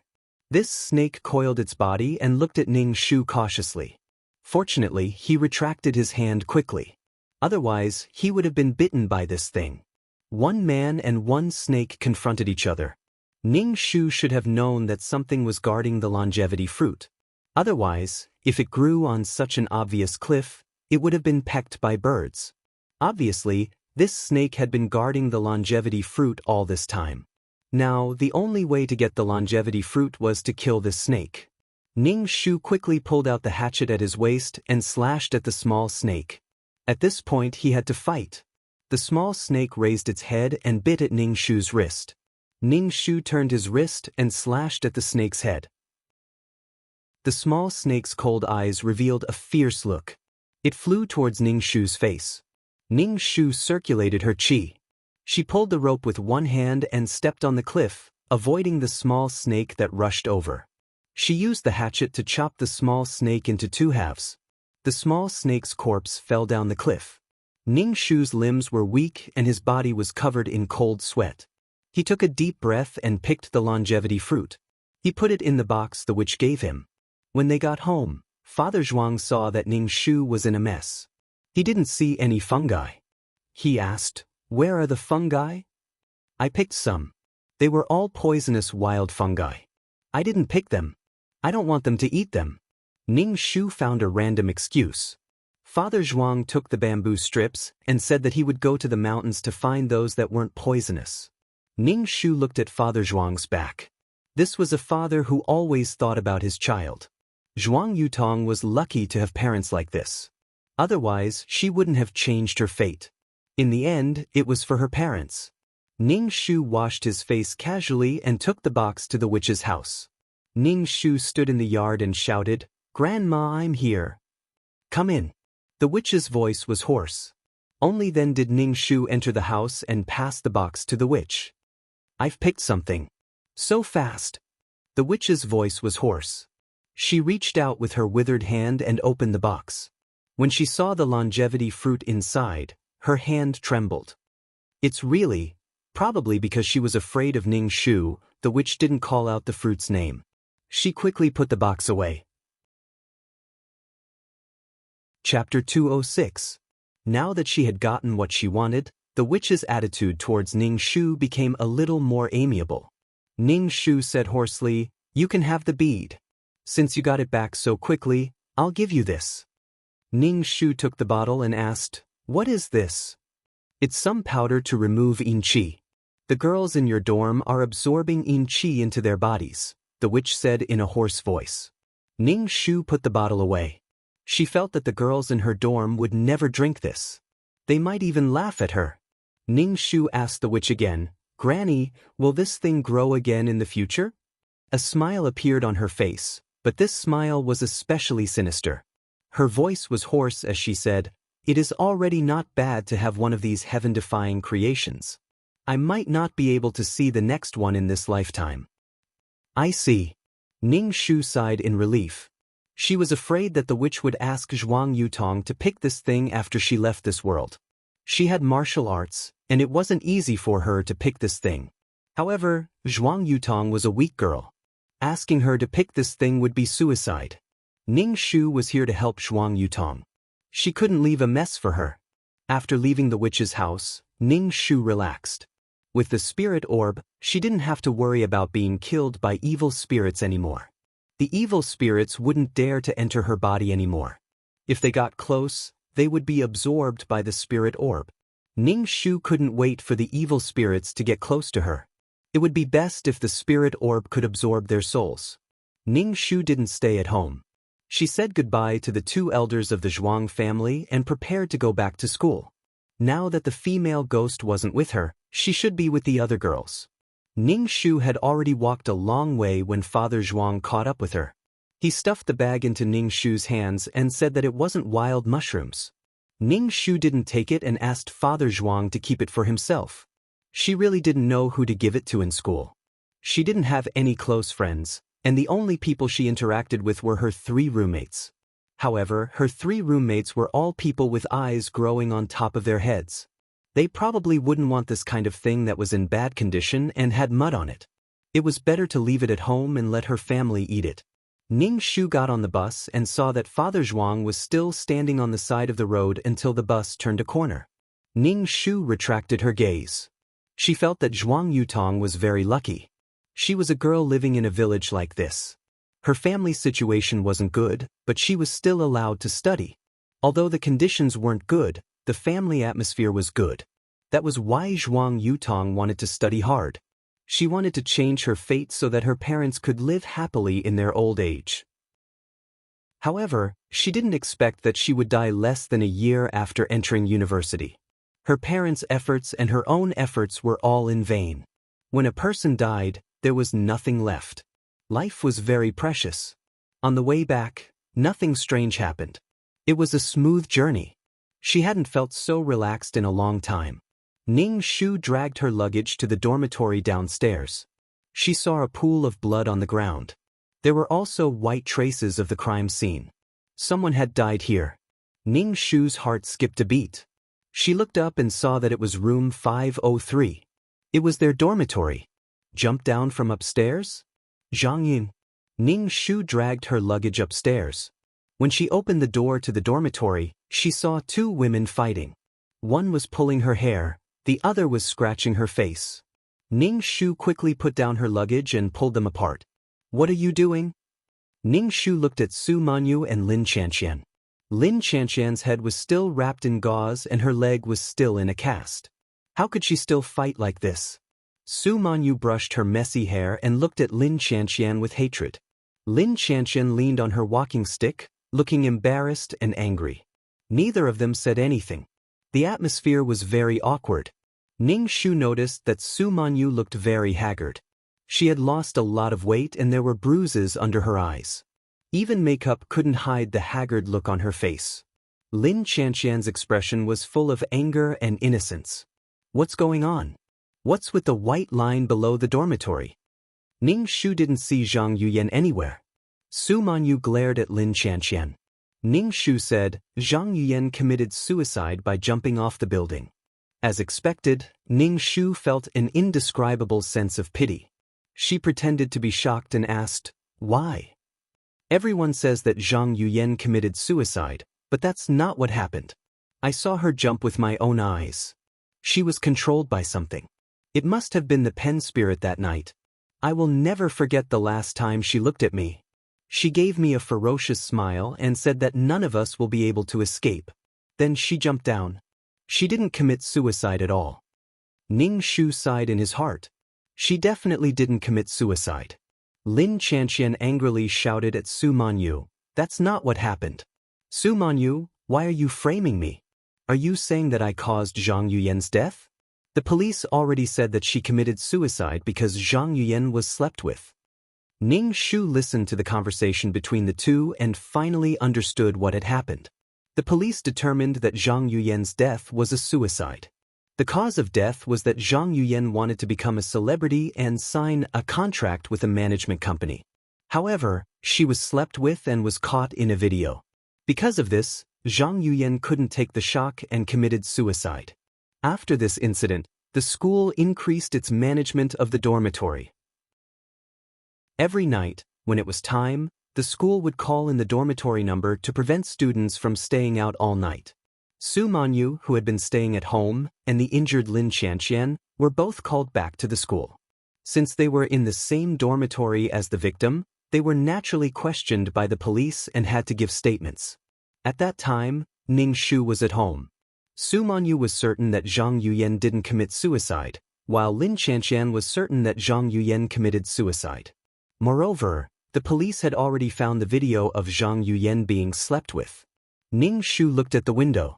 There seemed to be an invisible thing staring at them. He revealed an evil smile. Su Manyu said to Ning Shu, "There really is a ghost in this dormitory. Recently, a lot of strange things have been happening around me. Ever since I started playing Pen Spirit, these things have been happening." Su Manyu's face was a little pale. She gathered her clothes together. It was the hottest day of summer, but Su Manyu was wearing 2 layers of clothes. Lin Qianqian bit her lip and didn't say a word. She sat on the bed with a terrible expression. Ning Shu took out the medicine from the witch from his bag. He poured some water from the thermos and made a cup for Su Manyu. He said, "Drink some medicine. This is to prevent you from catching a cold. The weather is so hot, yet you're wearing 2 layers of clothes." Su Manyu's condition was a sign of yin energy entering her body. She was afraid of the cold. Before long, her organs would be corroded by the yin energy and she would eventually die. Chapter 207. Su Manyu looked at the teacup in Ning Shu's hand and her nose twitched. She covered her nose with her hand and said in disgust, "What's that smell?" "Folk remedies from the countryside are very effective," Ning Shu said. If Su Manyu didn't drink it, Ning Shu couldn't do anything about it. Su Manyu took the cup.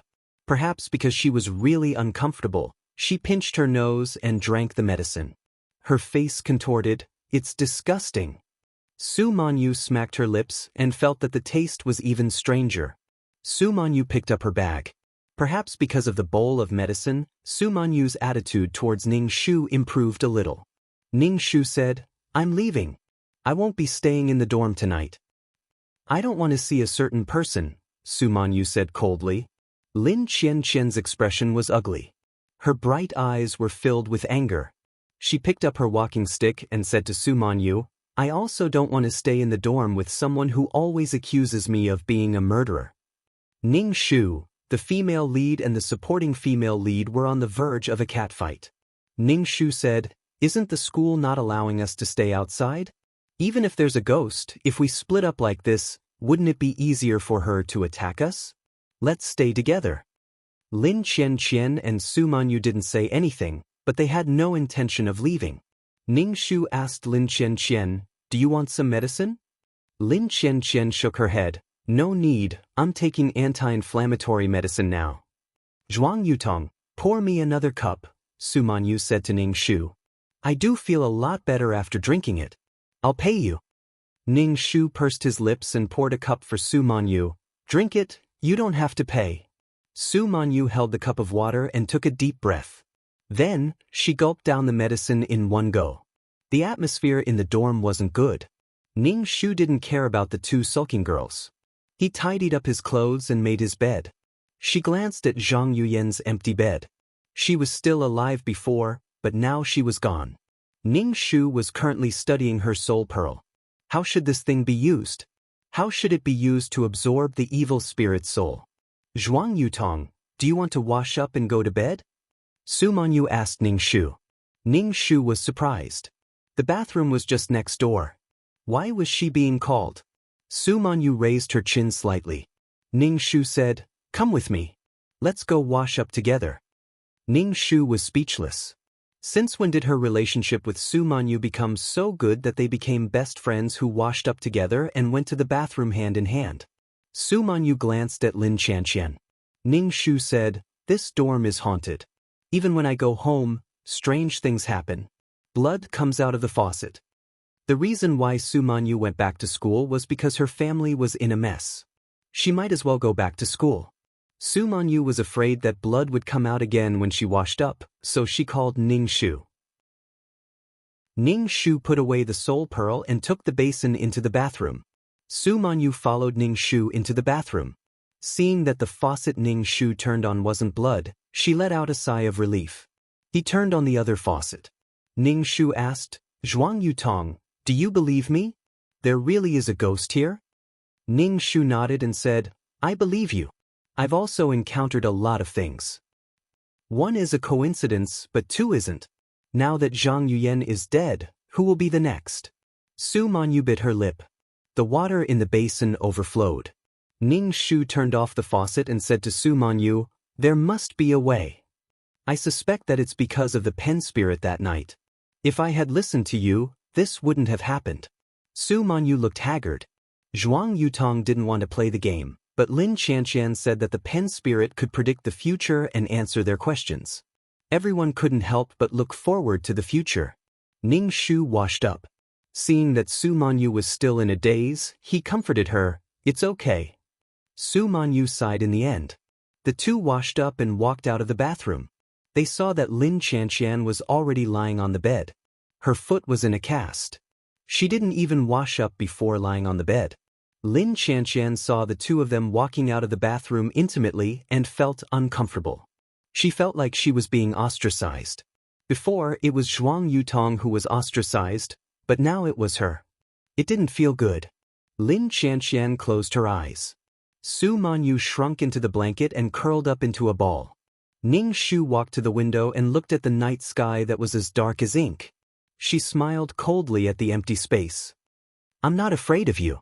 Now, if you have the ability, try to catch me again." Ning Shu closed the window and drew the curtains. He then climbed onto the bed and sat down to meditate. "Who was the last to go to bed? Why didn't you turn off the lights?" Lin Qianqian asked as she opened her eyes. "I can't sleep with the lights on. It's too bright." Ning Shu was the last to go to bed. Lin Qianqian's words were directed at Ning Shu. Before Ning Shu could say anything, Su Manyu, who was sleeping on the lower bunk of Ning Shu, immediately said, "Just turn on the lights. There's a ghost in the dorm. I'm scared." "Su Manyu, do you have to keep saying there's a ghost? Is the dorm's electricity free?" Lin Qianqian said to Su Manyu in a bad tone. "I'll pay for the dorm's electricity this month. Turn on the lights. I'll tear apart whoever turns them off," Su Manyu said coldly. She looked at Lin Qianqian with a sharp gaze. Ning Shu was speechless. So domineering. Even the female lead was rendered speechless by his words. In the end, she didn't turn off the lights. The surroundings were quiet. Ning Shu was sleeping soundly on the bed. He wasn't afraid of the female ghost at all. As soon as the female ghost came close, she would be sucked into the spirit pearl and turned into pure spiritual energy, becoming a part of the spirit pearl. In the middle of the night, the window was blown open by a gust of wind. It was as if a bone-chilling wind had blown in. The temperature in the room dropped instantly. The lights in the room went out. There were ghostly figures wandering outside the window. There was also the sound of resentful crying and whispering vicious curses. "You're all going to die. Give me your lives." Ning Shu sat up. Looking at the ghostly figures outside, he gave them the middle finger. "What's the big deal outside? Come in if you dare." Ning Shu knew she was afraid of the spirit pearl and didn't dare to come in. "Come in, I'll deal with you." Lin Qianqian was shocked. She rubbed her eyes, wondering if what she was seeing was an illusion. Lin Qianqian's fingers clutched the blanket tightly. She was so scared that she didn't know what to do. Su Manyu was trembling in fear. She climbed onto Ning Shu's bed and wrapped herself in Ning Shu's blanket. Su Manyu's teeth chattered. She pulled Ning Shu down and hugged Ning Shu tightly. Her limbs wrapped around Ning Shu. Ning Shu was speechless. Chapter 208. Outside, the ghostly shadows were everywhere. It was so eerie that it was like a graveyard. Ning Shu didn't sleep well that night. Su Manyu clung to him like an octopus, and he couldn't break free. When dawn finally arrived, Su Manyu finally let go of Ning Shu. Her face was a little red and she said, "You're quite warm. I'll sleep with you from now on." "Ning Shu, the bed is quite small. We don't have to squeeze together." Ning Shu refused. Su Manyu raised her chin and said, "Zhuang Yutong, I'm sleeping with you because I think highly of you." "Ning Shu, I don't need you to think highly of me." Ning Shu got out of bed and saw Lin Qianqian's pale face and dazed eyes. He quickly asked, "Lin Qianqian, are you okay?" Lin Qianqian finally came back to her senses and gulped. Ning Shu asked, "What did you see last night? Did you hear anything?" Su Manyu sat on Ning Shu's bed, ran her fingers through her hair, and said sarcastically to Lin Qianqian, "Of course I heard and saw. I told you that this dorm is haunted." Lin Qianqian's face turned even paler, and she burst into tears. Su Manyu said even more sarcastically, "What's the point of crying now? Zhang Yuyan is already dead." Lin Qianqian raised her head and looked at Su Manyu. Her bright eyes dimmed with fear. "What right do you have to say that I was the one who summoned this evil spirit? Zhang Yuyan committed suicide because of the unspoken rules. I know you also like Ji Qingyuan. That's why you're targeting me." Lin Qianqian looked at Su Manyu and said angrily, "You're a homewrecker. You're trying to frame me for murder just to deal with me. The police won't believe you." Su Manyu immediately picked up Ning Shu's pillow and threw it at Lin Qianqian. The pillow hit Lin Qianqian's head. The pillow wasn't heavy, so it didn't hurt. But Lin Qianqian was insulted by Su Manyu's action. She gritted her teeth and said, "Su Manyu, don't go overboard." "I've gone overboard. I was the one who got to know Ji Qingyuan first. I admit that I like Ji Qingyuan. But you got to know Ji Qingyuan because of me. You beat me to it. Do you think a poor person like you can get to know Ji Qingyuan?" Ning Shu. "Why are they fighting so?" Su Manyu's words. "Qingyuan won't like you if you're so arrogant. You've known Qingyuan for so long, but he didn't like you. He didn't like you in the past, and he won't like you in the future." Lin Qianqian picked up her crutches from the bedside table and walked away. They were clearly talking about ghosts. How did they end up talking about love? Su Manyu sat on the bed with an unpleasant expression. Seeing Ning Shu staring at her, she couldn't help but say, "Don't tell me you also think I'm a homewrecker?" "No, I'm just thinking about how we should deal with this ghost."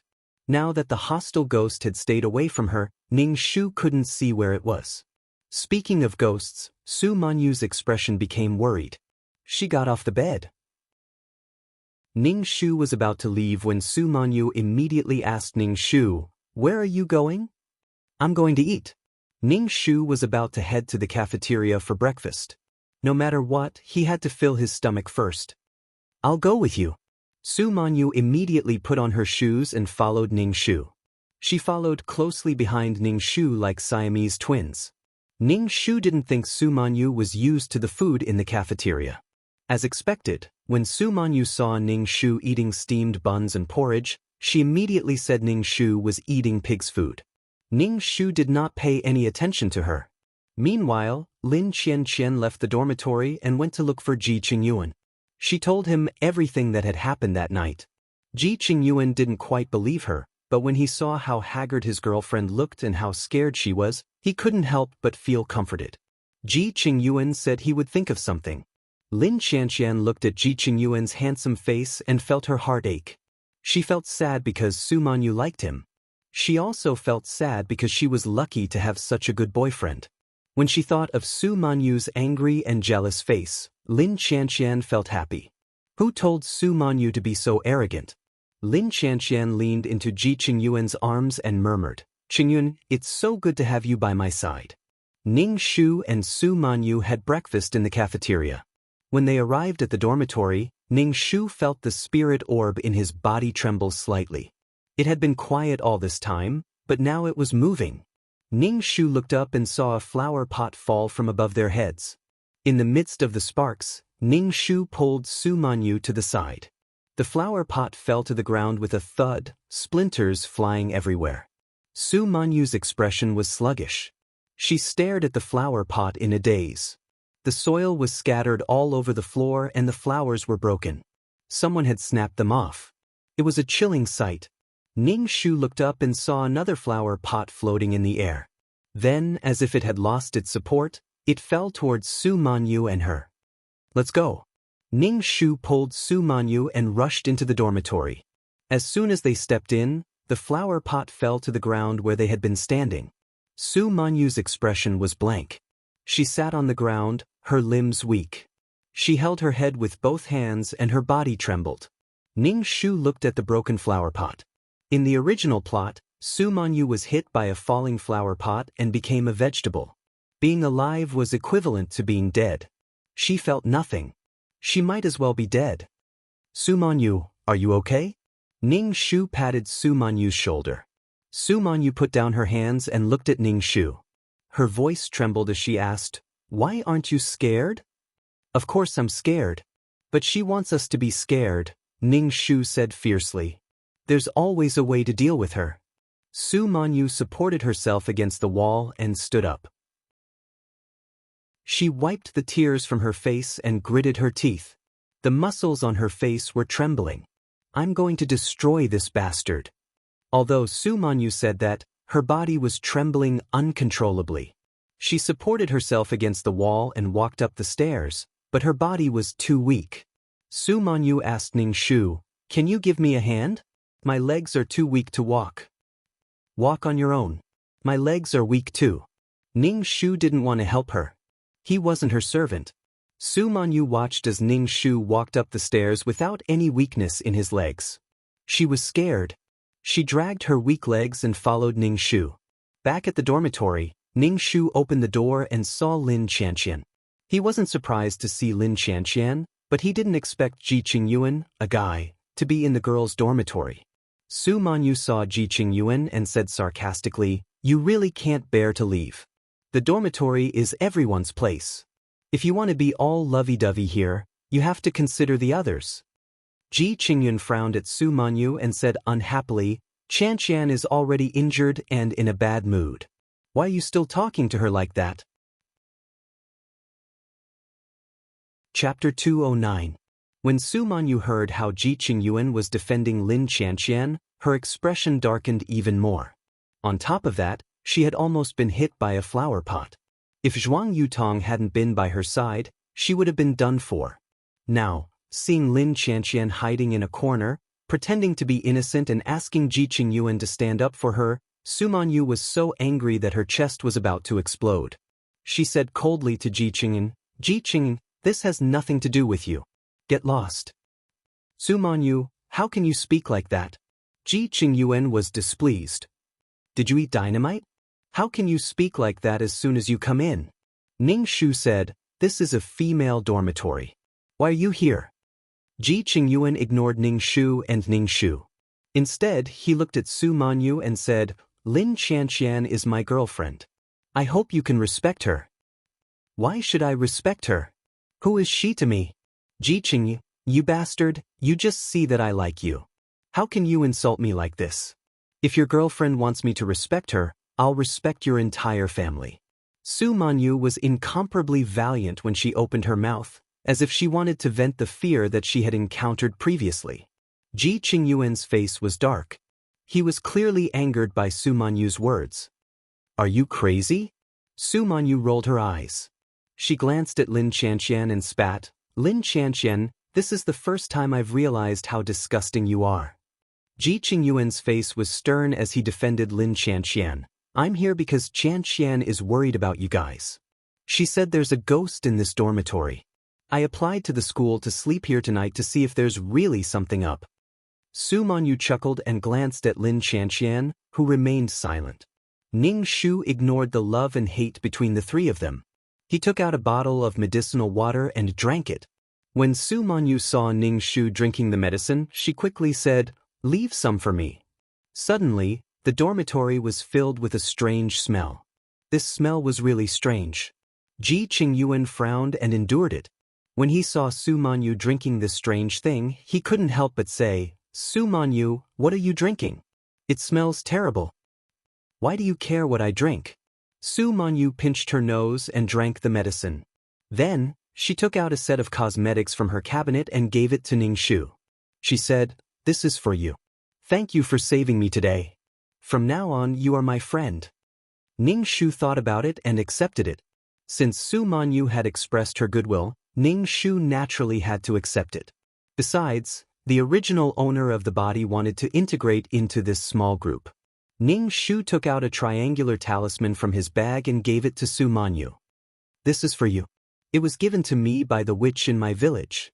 Keep it with you." Su Manyu snatched the amulet and put it in her pocket. Ning Shu said, "You're a good person." Ning Shu was speechless. Lin Qianqian sat on the bed and watched the two exchange gifts, leaving her alone. She felt very awkward. Ji Qingyuan stayed by Ning Shu's side the whole day. When Ning Shu went to class, Su Manyu followed him closely. This made Ning Shu speechless. He said to Su Manyu, "Can you stop following me around? I'm scared if I don't follow you. Ever since Zhuang Yutong saved her, Su Manyu's heart had become dependent on the thin and weak Zhuang Yutong. Seeing her calm, Su Manyu felt her heart calm down. Now, wherever Su Manyu went, she felt that the ghost would kill her. She didn't dare to leave Zhuang Yutong's side. Moreover, it was easy to follow Zhuang Yutong. Ever since she was haunted by the ghost, her whole body felt heavy. It was as if the ghost was on top of her. After a shower, Su Manyu planned to weigh herself. However, she was a lot heavier than usual. She wasn't fat, but she was a lot heavier. Su Manyu felt as if the ghost was sitting on her shoulders. That heavy feeling was trying to push her down. Ning Shu didn't say anything. Since Zhuang Yutong was following him, then so be it. She wouldn't do any harm to him. Ning Shu said to Su Manyu, "Pay attention to your surroundings when you walk, especially when you see buildings. Be sure to look out for things falling from the sky." "Of course I know," Su Manyu said stubbornly. She then turned to Ning Shu and said, "Since the witch in your village is so powerful, why don't you bring her here to take care of this ghost? Granny won't come back. She's old. Plus, she doesn't want to mess with things like this. Once you mess with it, it won't stop until you're dead." Ning Shu actually hoped that the witch would come and take the female ghost away. Su Manyu bit her lip. "I can't stand it. I'll ask my father to find someone to take care of this ghost." Ning Shu was wondering when the male and female protagonists would be able to find the Taoist priest with high cultivation in the plot. Ning Shu and Su Manyu returned to the dormitory.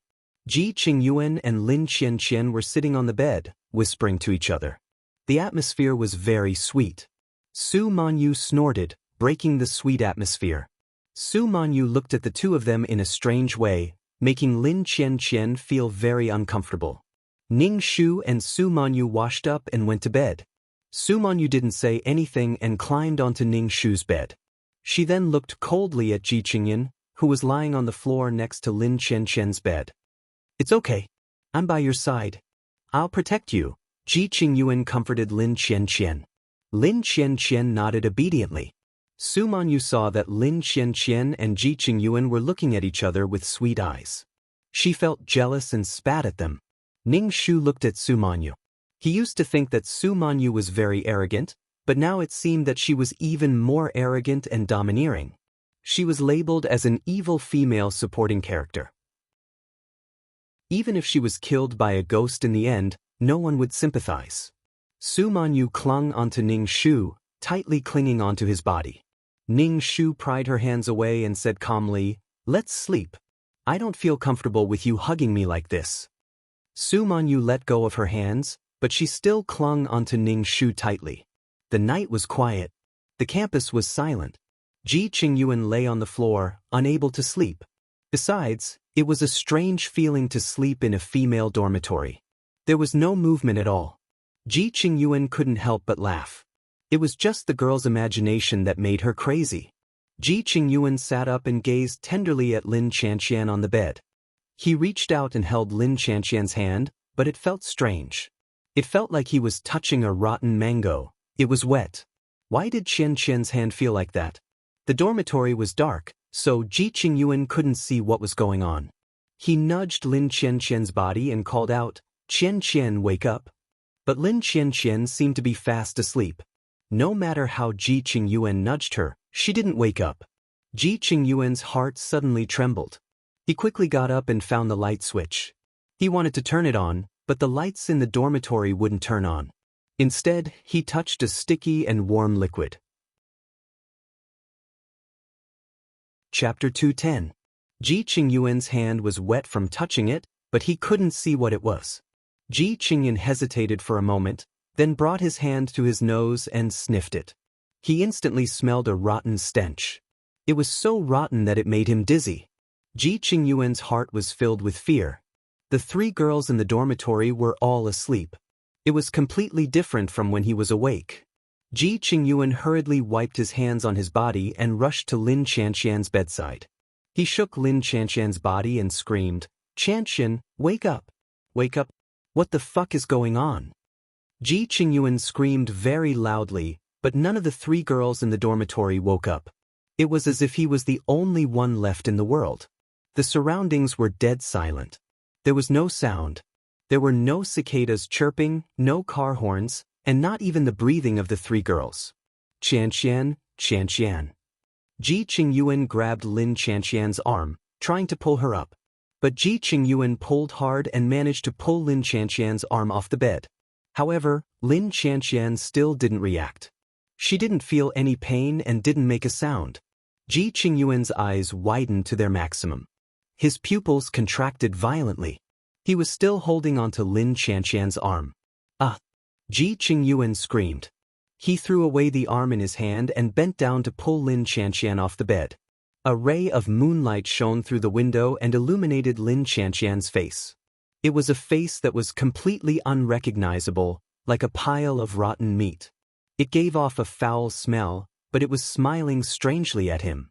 Its mouth opened and closed, spitting out words that were filled with hidden bitterness, resentment, and treachery.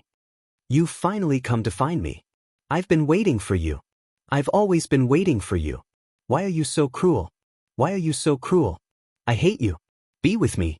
Ji Qingyuan was so frightened that he fell to the ground. He kicked his legs and kept retreating. He watched as the body with only one arm crawled towards him like a pile of rotten flesh. Ji Qingyuan's back was covered in cold sweat. He shouted, "Don't come here. Don't come here. I hate you, I want you dead." Ji Qingyuan, who had been lying on the floor, sat up. His entire body was covered in cold sweat, as if he had just been fished out of the water. Ji Qingyuan looked around in shock. Beside him, Lin Qianqian was breathing slowly. Ji Qingyuan let out a long breath. It turned out to be a dream. He must have been too nervous and was affected by Qianqian's nervous mood to have such a dream. "Qianqian." Ji Qingyuan called Lin Qianqian's name. He wanted to wake her up. His whole body was cold, his heart was pounding, and his mouth was dry. Lin Qianqian's body moved. She lifted her head and looked at Ji Qingyuan. "You're here," she said in a strange tone. Ji Qingyuan suddenly felt his heart stop for a moment before it started beating violently again. What did he see? Lin Qianqian's rotten face was exactly the same as it was in his dream. Ji Qingyuan felt like his brain was about to explode. All the blood rushed to his brain, causing his brain to go blank. Ji Qingyuan quickly got up and distanced himself from Lin Qianqian. "What's wrong, Qingyuan?" Lin Qianqian rubbed her eyes and looked at Ji Qingyuan. When Ji Qingyuan heard Lin Qianqian's voice, he took a closer look. It wasn't the rotten face from before. Ji Qingyuan let out a sigh of relief, secretly lamenting that he had been too nervous. Lin Qianqian lifted the blanket and got out of bed. Her foot was still in a cast, but she didn't feel any pain as she walked. She walked over to Ji Qingyuan. "Qianqian, be careful with your foot. Use the cane to support yourself." Ji Qingyuan hurriedly said to Lin Qianqian. Lin Qianqian had a smile on her face as she walked over to Ji Qingyuan. She suddenly reached out and hugged Ji Qingyuan. Ji Qingyuan laughed heartily. "You little girl, you're really..." Before Ji Qingyuan could finish speaking, Lin Qianqian grabbed him by the neck. Ji Qingyuan's face turned red from the lack of oxygen. Lin Qianqian was very strong. She grabbed Ji Qingyuan's neck and lifted him up. Ji Qingyuan tried to pull Lin Qianqian's hand away, but he couldn't. Ji Qingyuan's mind was in a mess. He felt like he was going to die, and he was going to die at the hands of his girlfriend. Lin Qianqian's expression was numb. She kept muttering, "Why? But. Ning Shu lay on the bed. He felt like the entire dorm room was like an ice cellar. When he sat up, he saw Lin Qianqian grabbing Ji Qingyuan by the neck. Without thinking, Ning Shu took out the spirit pearl and threw it at Lin Qianqian. Then he jumped off the bed. Lin Qianqian, who was hit by the spirit pearl, let out a shrill cry. The next moment her body went limp. She let go of Ji Qingyuan's neck. Ji Qingyuan fell to the ground. He covered his neck and coughed violently. Ning Shu picked up the spirit pearl on the ground. Seeing that Lin Qianqian had already passed out, he touched her body. It was extremely cold. Ji Qingyuan coughed and looked at Lin Qianqian with fear in his eyes. "Wake up. Why are you still sleeping? Get up and help." Ning Shu woke Su Manyu up. Su Manyu opened her eyes. She looked displeased. What are you doing? Can't you let me sleep? Lin Qianqian is being controlled. They want to kill Ji Qingyuan, Ning Shu said with a frown. Su Manyu woke up with a start. Seeing Lin Qianqian lying on the ground and Ji Qingyuan's pale face, she quickly climbed down the bed. Ning Shu asked, "What happened?" "How would I know? Help me get Lin Qianqian onto the bed." Ning Shu pulled on Lin Qianqian's clothes. Su Manyu didn't dare to touch Lin Qianqian. She looked at Ning Shu and said, "I'm scared." "What are you scared of? The female ghost isn't on her anymore." Ning Shu rolled his eyes. Ji Qingyuan wanted to stand up and help, but his body was so weak that he couldn't even stand up. He said to Su Manyu in a hoarse voice, "Manyu, help me." Su Manyu looked impatient. She helped Ning Shu get Lin Qianqian onto the bed. Su Manyu patted the dust off her hands. She looked at Ji Qingyuan, whose face was red from holding his breath, and asked with concern, "Are you okay? Why did Lin Qianqian want to kill you?" There were obvious choking marks on Ji Qingyuan's neck. It was obvious that Lin Qianqian had used a lot of strength to kill Ji Qingyuan. If it weren't for Ning Shu, Ji Qingyuan would have been strangled to death by Lin Qianqian. Lin Qianqian is being controlled. Ning Shu opened his cupboard and took out some medicinal powder for Lin Qianqian to drink. Ji Qingyuan saw that Ning Shu was about to give his girlfriend something strange. He ignored the pain in his body and stopped Ning Shu. "What did you give Qianqian?" "Lin Qianqian has been possessed by a female ghost. Yin energy has entered her body. If she doesn't drink the medicine, it will cause great harm to her body. She's very cold right now." Ning Shu explained to Ji Qingyuan impatiently. She was trying to save someone, not harm them. It was really annoying to see him looking at her with such vigilant eyes. Chapter 211. Ning Shu originally wanted to give Lin Qianqian the medicine, but Ji Qingyuan was sitting by the bed in front of Ning Shu. It was obvious that he didn't want Lin Qianqian to drink the medicine. Without the approval of the Ministry of Health, how could she drink the medicine? If she doesn't want to drink it, then so be it. After all, Lin Qianqian is the unlucky one. Let's keep it for ourselves. Zhuang Yutong, since she doesn't appreciate it, let's keep it for ourselves, Su Manyu said, rolling her eyes. Ning Shu looked at Lin Qianqian's pale face and pale lips. He asked Ji Qingyuan, "Are you sure you don't want to drink it? The longer you drag it out, the worse it will be for your health. Su Manyu and I have both drunk this medicine." Ji Qingyuan waved his hand. "I'm not drinking it." "Fine, if she doesn't want to drink it, then so be it. After all, the female lead won't die." Su Manyu took the medicine from Ning Shu and said, "I just touched Lin Qianqian and felt cold all over. Let me drink this medicine." Su Manyu snatched the medicine from him and gulped it down. Ning Shu was speechless. It felt like this girl was eating the medicine like it was candy. Ji Qingyuan held onto Lin Qianqian's hand with an unpleasant expression and asked Su Manyu, "What's going on? What's going on? Isn't this a malicious spirit that Lin Qianqian summoned?" Su Manyu asked coldly. "A malicious spirit?" Ji Qingyuan touched his neck, his expression unreadable. Ning Shu was more curious about why the malicious spirit had controlled Lin Qianqian to strangle Ji Qingyuan. It was quite surprising. Ning Shu kept looking at Ji Qingyuan. Su Manyu nudged Ning Shu and asked, "What are you looking at? Why did the malicious spirit want to kill you?" Ning Shu asked Ji Qingyuan. They had provoked the malicious spirit because they played with the pen spirit, but why did the malicious spirit want to kill Ji Qingyuan? And why did it use Lin Qianqian to kill Ji Qingyuan? Ji Qingyuan said with a cold expression, "How would I know?" Ping. The window was blown open by a strong gust of wind. A bone-piercing cold wind blew in. The wind was mixed with a kind of mournful sound. At the door of the window, there was a faintly discernible ghostly figure with disheveled hair. It looked exceptionally frightening. Su Manyu immediately hid behind Ning Shu. Her entire body was curled up behind Ning Shu. Ning Shu's fingers were holding the dark and cold soul pearl, which was trembling slightly. Ji Qingyuan's face was full of shock and fear. There really is a ghost. The wind blew against his face, causing him to feel a dull pain. An enlarged ghostly face appeared by the window. It was full of knife scars and was slowly rotting away. It appeared here and there, making people feel incomparably terrified. It spat out venomous words, "I'm going to kill you. Why are you doing this to me? Why? The temperature in the room dropped even lower. The ghostly shadow outside seemed to be very agitated. It wanted to rush in through the window, but it was wary of the thing in Ning Shu's hand, so it did not dare to come in. However, it was very resentful and agitated. It felt like it was particularly concerned about someone in the room.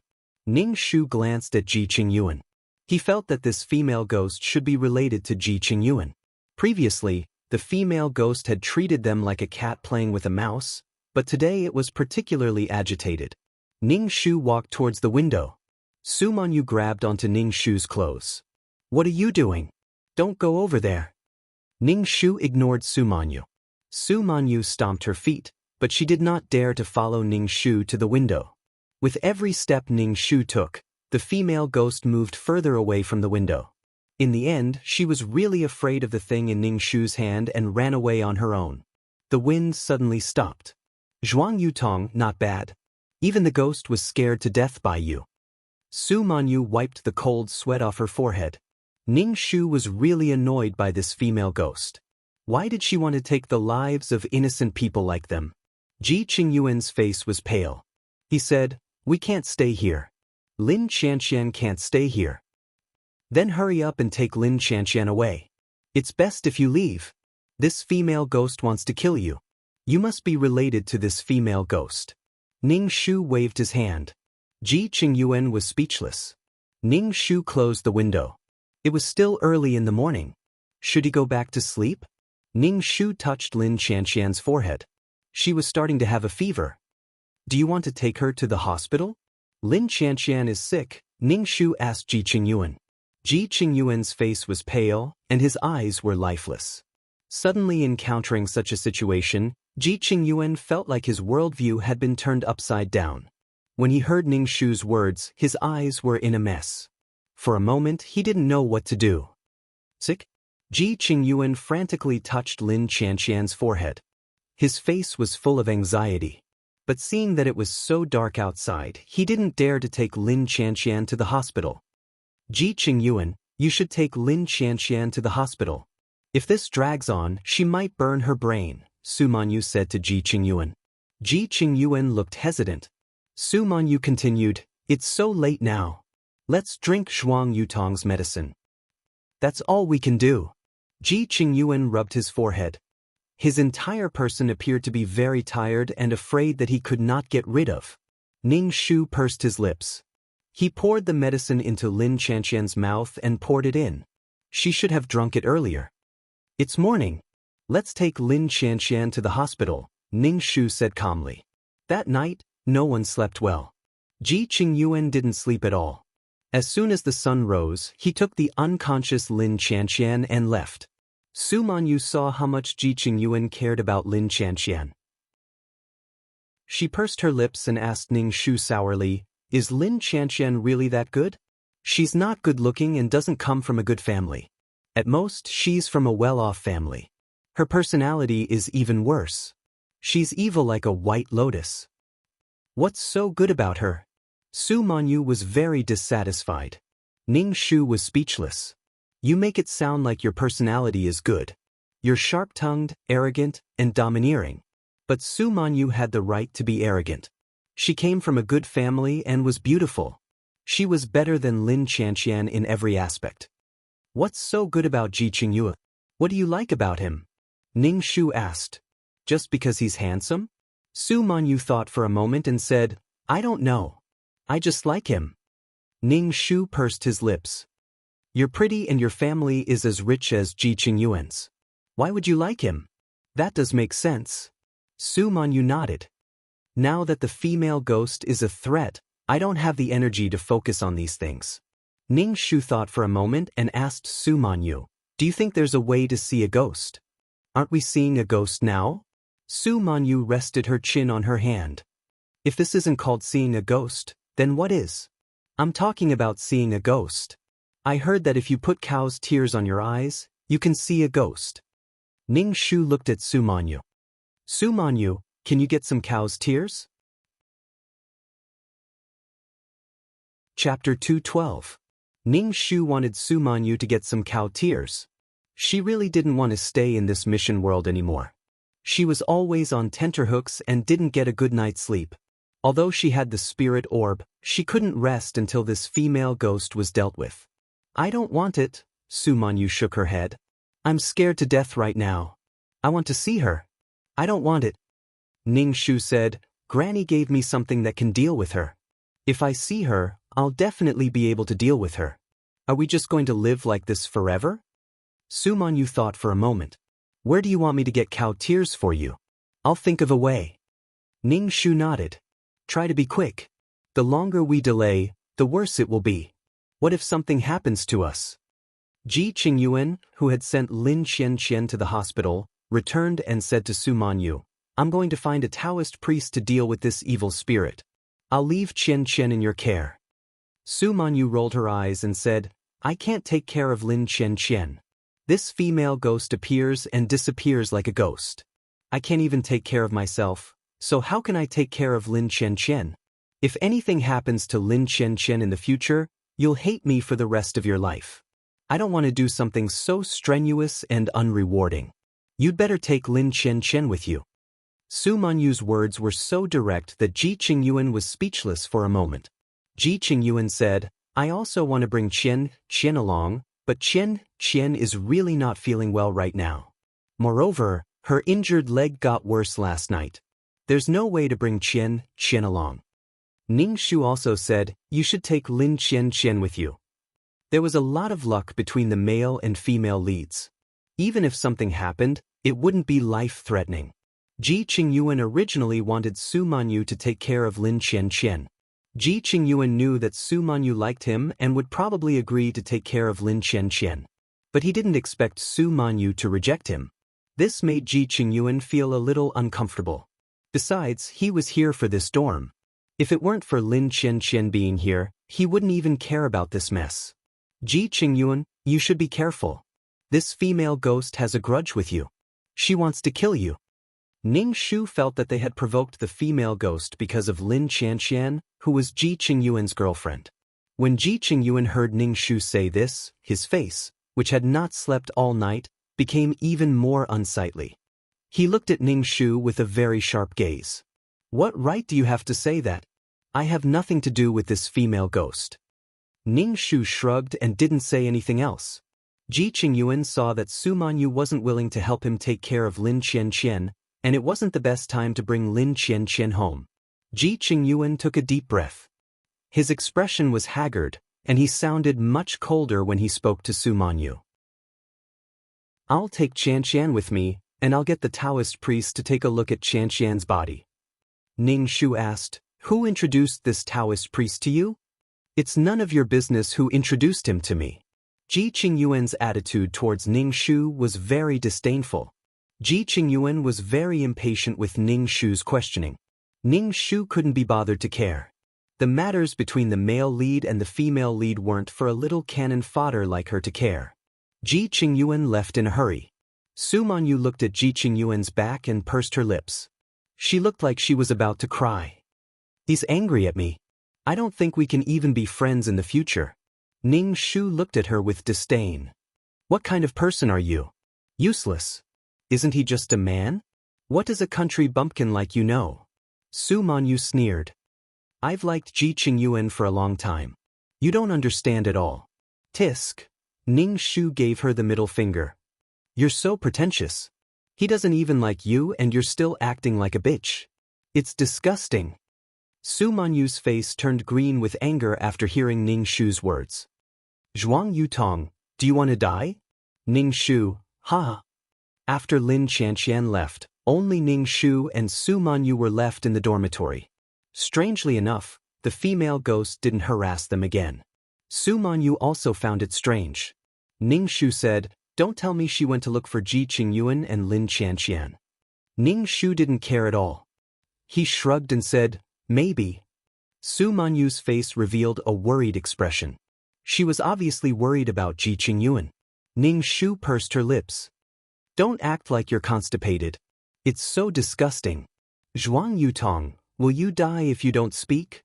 Su Manyu roared at Ning Shu angrily. By the way, my family sent the cow's tears over. They were collected from the slaughterhouse. It took a lot of effort. Zhuang Yutong took out a small glass bottle from her bag. It was filled with liquid. Ning Shu took the bottle and shook it a little. He said to Zhuang Yutong, "Why don't we try it tonight?" "Hey, I don't want to." Su Manyu shook her head. "I'll be traumatized if I see it." Ning Shu was curious. At night he rubbed the cow's tears on his eyelids. He then opened his eyes and looked around. Su Manyu curiously asked Ning Shu, "Can you see it?" Ning Shu covered his mouth and stared at Su Manyu's back with wide eyes. He pointed at her back. "Your back?" Su Manyu jumped in fright and hid behind Ning Shu. Her teeth were chattering. "What is it?" Ning Shu laughed. "I lied to you." Su Manyu's fist landed on Ning Shu's body. She used a lot of force. Ning Shu immediately dodged and gave her the bottle. "Wipe it on yourself. Otherwise, you'll say I lied to you again." Su Manyu hesitated. In the end, she rubbed the cow's tears on her eyelids. She looked around and said, "There's no ghost." Ning Shu leaned against the window and said to Su Manyu, "Come and see if there's anything in this room." Su Manyu stood by the window and looked outside. She immediately saw many wandering ghosts. These ghosts all had blank faces and were very thin. They looked like they were about to disappear. Looking at these ghosts, Ning Shu wasn't surprised. This was a spiritual world. It was normal to have ghosts. Otherwise, it wouldn't have given birth to a spirit pearl. Su Manyu, on the other hand, was scared to death. She quickly squatted down and wiped away the cow tears on her eyelids.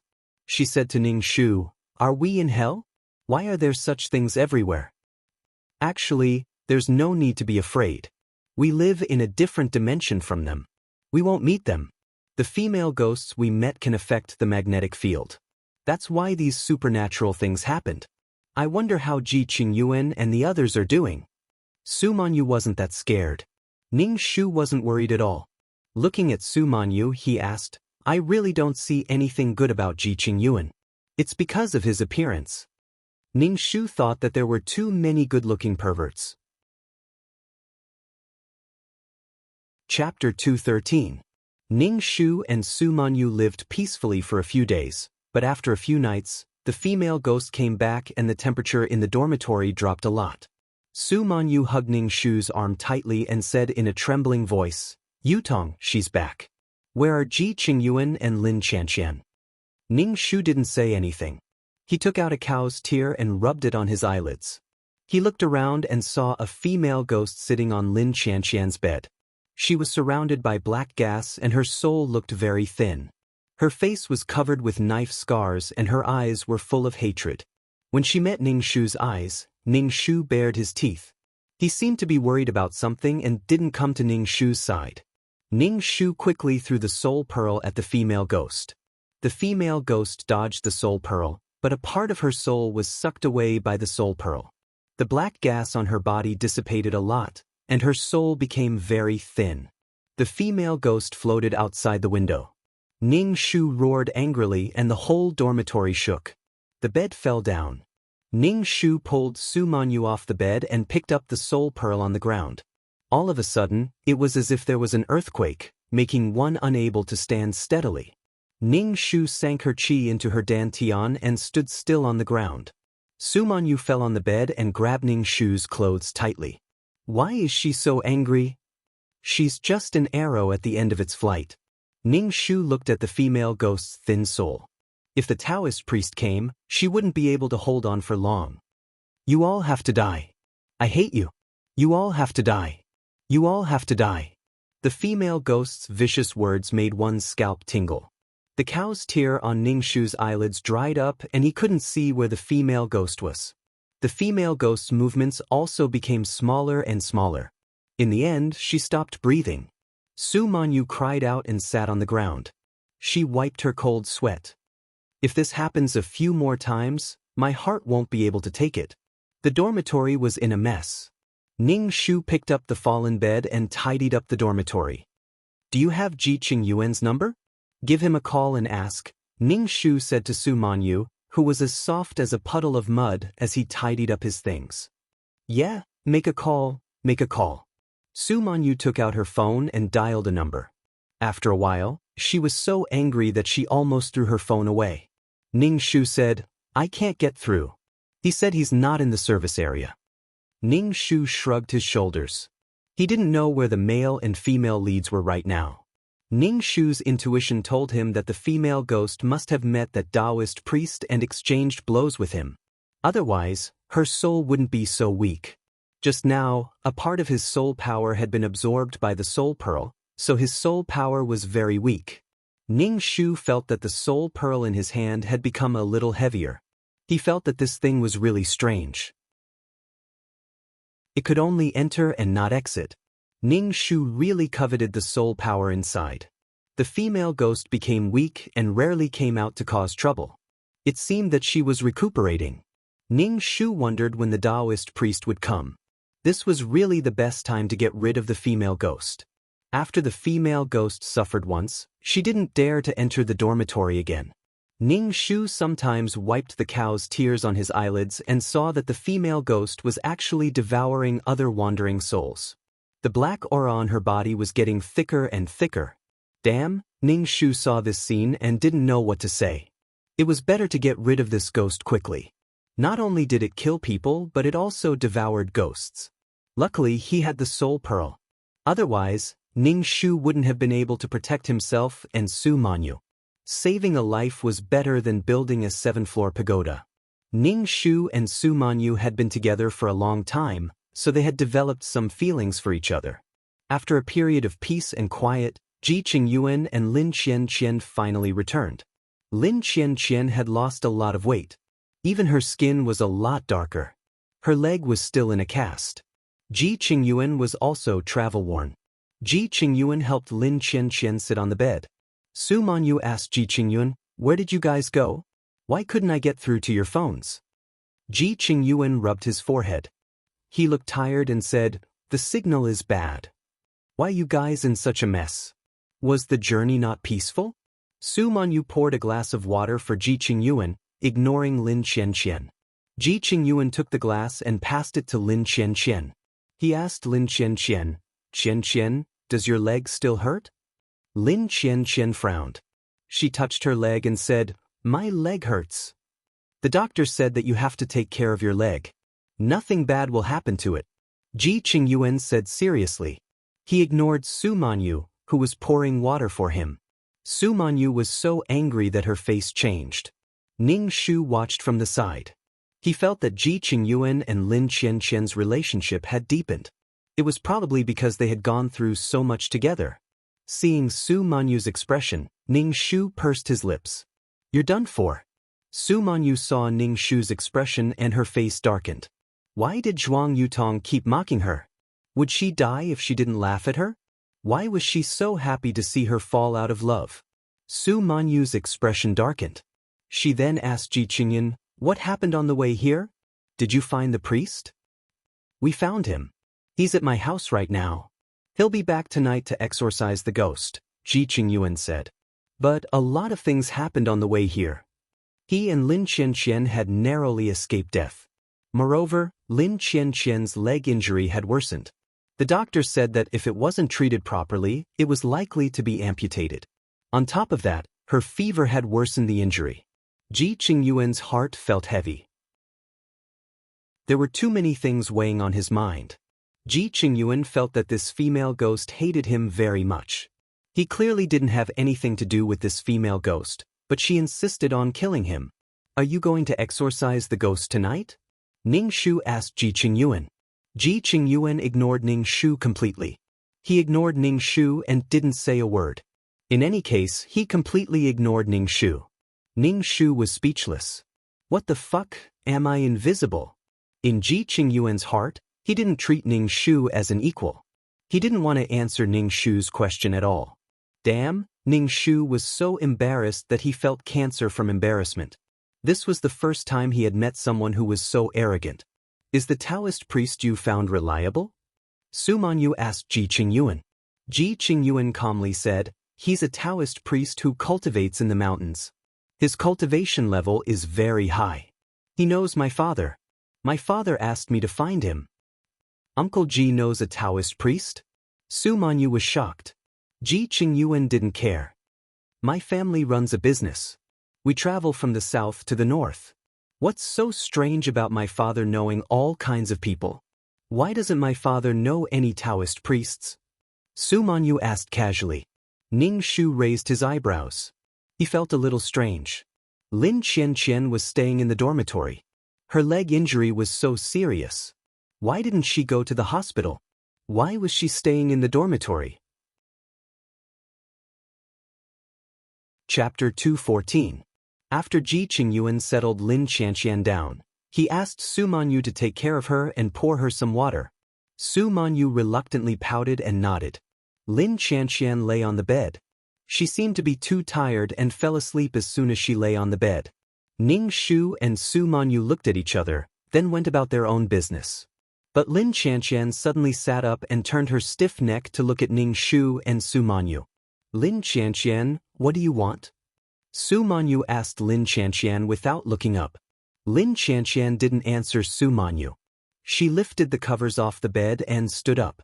She dragged her leg, which was in a cast, toward the door as if she couldn't feel the pain in her leg. Seeing Lin Qianqian like this, Ning Shu knew she was being controlled again. He quickly grabbed Lin Qianqian and placed the spirit pearl on her body. This time, the female ghost didn't leave Lin Qianqian's body. Instead, she turned around to strangle Ning Shu. "How dare you stop me? I want you dead. How dare you treat me like this?" she said menacingly. Ning Shu took 2 steps back and avoided Lin Qianqian's hand. She then kicked Lin Qianqian to the ground and pinned her down. She then yelled at Su Manyu, "Come over here and help pin her down." Lin Qianqian was very strong. Ning Shu almost couldn't hold her down. Su Manyu wiped the cold sweat off her palms on her clothes and quickly came over to help pin Lin Qianqian down. Ning Shu tore off Lin Qianqian's sheets and tied her wrists and ankles. He then stuffed the spirit pearl into Lin Qianqian's mouth. With the pearl in her mouth, Lin Qianqian struggled more and more violently. In the end, her eyes rolled back and she fainted. Ning Shu took out the spirit pearl, wiped his saliva on Lin Qianqian's body, and put it away. "Are you done yet? You're annoying me to death." Su Manyu looked irritated. Ning Shu sneered, "It's good that you know you're annoying. You won't know when you're dead." Su Manyu. Ning Shu noticed that the plaster cast on Lin Qianqian's feet had shattered. The skin under the cast was bruised and swollen. It seemed that Lin Qianqian's legs were in serious condition. Previously, when she had only rolled down the stairs, it wasn't this serious. But now that she had dragged it out and had traveled with Ji Qingyuan, her legs were getting worse. "Give Ji Qingyuan a call," Ning Shu said to Su Manyu. As soon as Ning Shu finished speaking, the dormitory began to shake. Just like the previous earthquake, the bed fell and landed on Lin Qianqian's leg. Lin Qianqian screamed and fainted again. Ning Shu was speechless. Another bed fell, heading straight for Lin Qianqian's head. Su Manyu covered her mouth as she watched the metal bed fall towards Lin Qianqian's head. It was as if she could see Lin Qianqian's head being smashed in the next second. Ning Shu immediately channeled her qi and hurriedly used her hands to support herself off the falling metal bed. Only then did she stop the metal bed from falling. The shaking stopped. The dormitory was in a mess. Ning Shu lifted the metal bed that was on Lin Qianqian's leg. Looking at Lin Qianqian's leg, he guessed that it had been shattered. "Give Ji Qingyuan a call." Ning Shu shook his head. It seemed that the female ghost hated Lin Qianqian. She kept possessing Lin Qianqian's body and wanted to kill her. After Su Manyu called Ji Qingyuan rushed over. When he saw Lin Qianqian tied up on the ground with her plaster shattered, his expression changed. He immediately untied the cloth and picked up the unconscious Lin Qianqian. He questioned Su Manyu, "What are you doing? How could you treat Qianqian like this? How did the plaster on her leg shatter? Why did you tie her up?" Ji Qingyuan frowned. He looked at Su Manyu with hostility. Su Manyu was confused by Ji Qingyuan's question. She couldn't help but say, She's been possessed. Shouldn't we tie her up? The longer she's possessed, the worse it is for Lin Qianqian's health. What do you want us to do? You're so hard to please. Take your Qianqian and leave. Don't blame us for everything. You're so annoying. Ji Qingyan, I've been tolerating you. Do you think I'm easy to bully? Su Manyu wasn't polite at all. She waved her hand. Get lost. Ji Qingyuan's face turned green with anger. You're being unreasonable. You're the unreasonable one. Your whole family is unreasonable, Su Manyu immediately retorted. Ji Qingyuan carried the unconscious Lin Qianqian and left. Su Manyu was angry at Ning Shu. She said, "Who's the unreasonable one? How dare an unreasonable person call someone else unreasonable? Fuck, as long as it has anything to do with Lin Qianqian, I'm always so angry." Su Manyu's face was contorted. Ning Shu curled his lips and said sarcastically, "It's all because you like Ji Qingyuan and Ji Qingyuan likes Lin Qianqian. You're not happy about it. That's why you're being so sarcastic. It makes my teeth ache." Su Manyu said, "Zhuang Yutong, do you want to die? Can you not mock me? Can you?"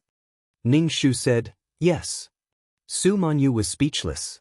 Meanwhile, Ji Qingyuan took Lin Qianqian to the hospital. After an X-ray, it was just as Ning Shu had expected. Her leg was fractured and her calf was swollen bigger than her thigh. She might even be crippled. Ji Qingyuan looked at Lin Qianqian's pale face and was furious. He went to the dormitory to look for Su Manyu. When he saw Su Manyu, Ji Qingyuan didn't say a word and directly slapped her. Su Manyu was stunned.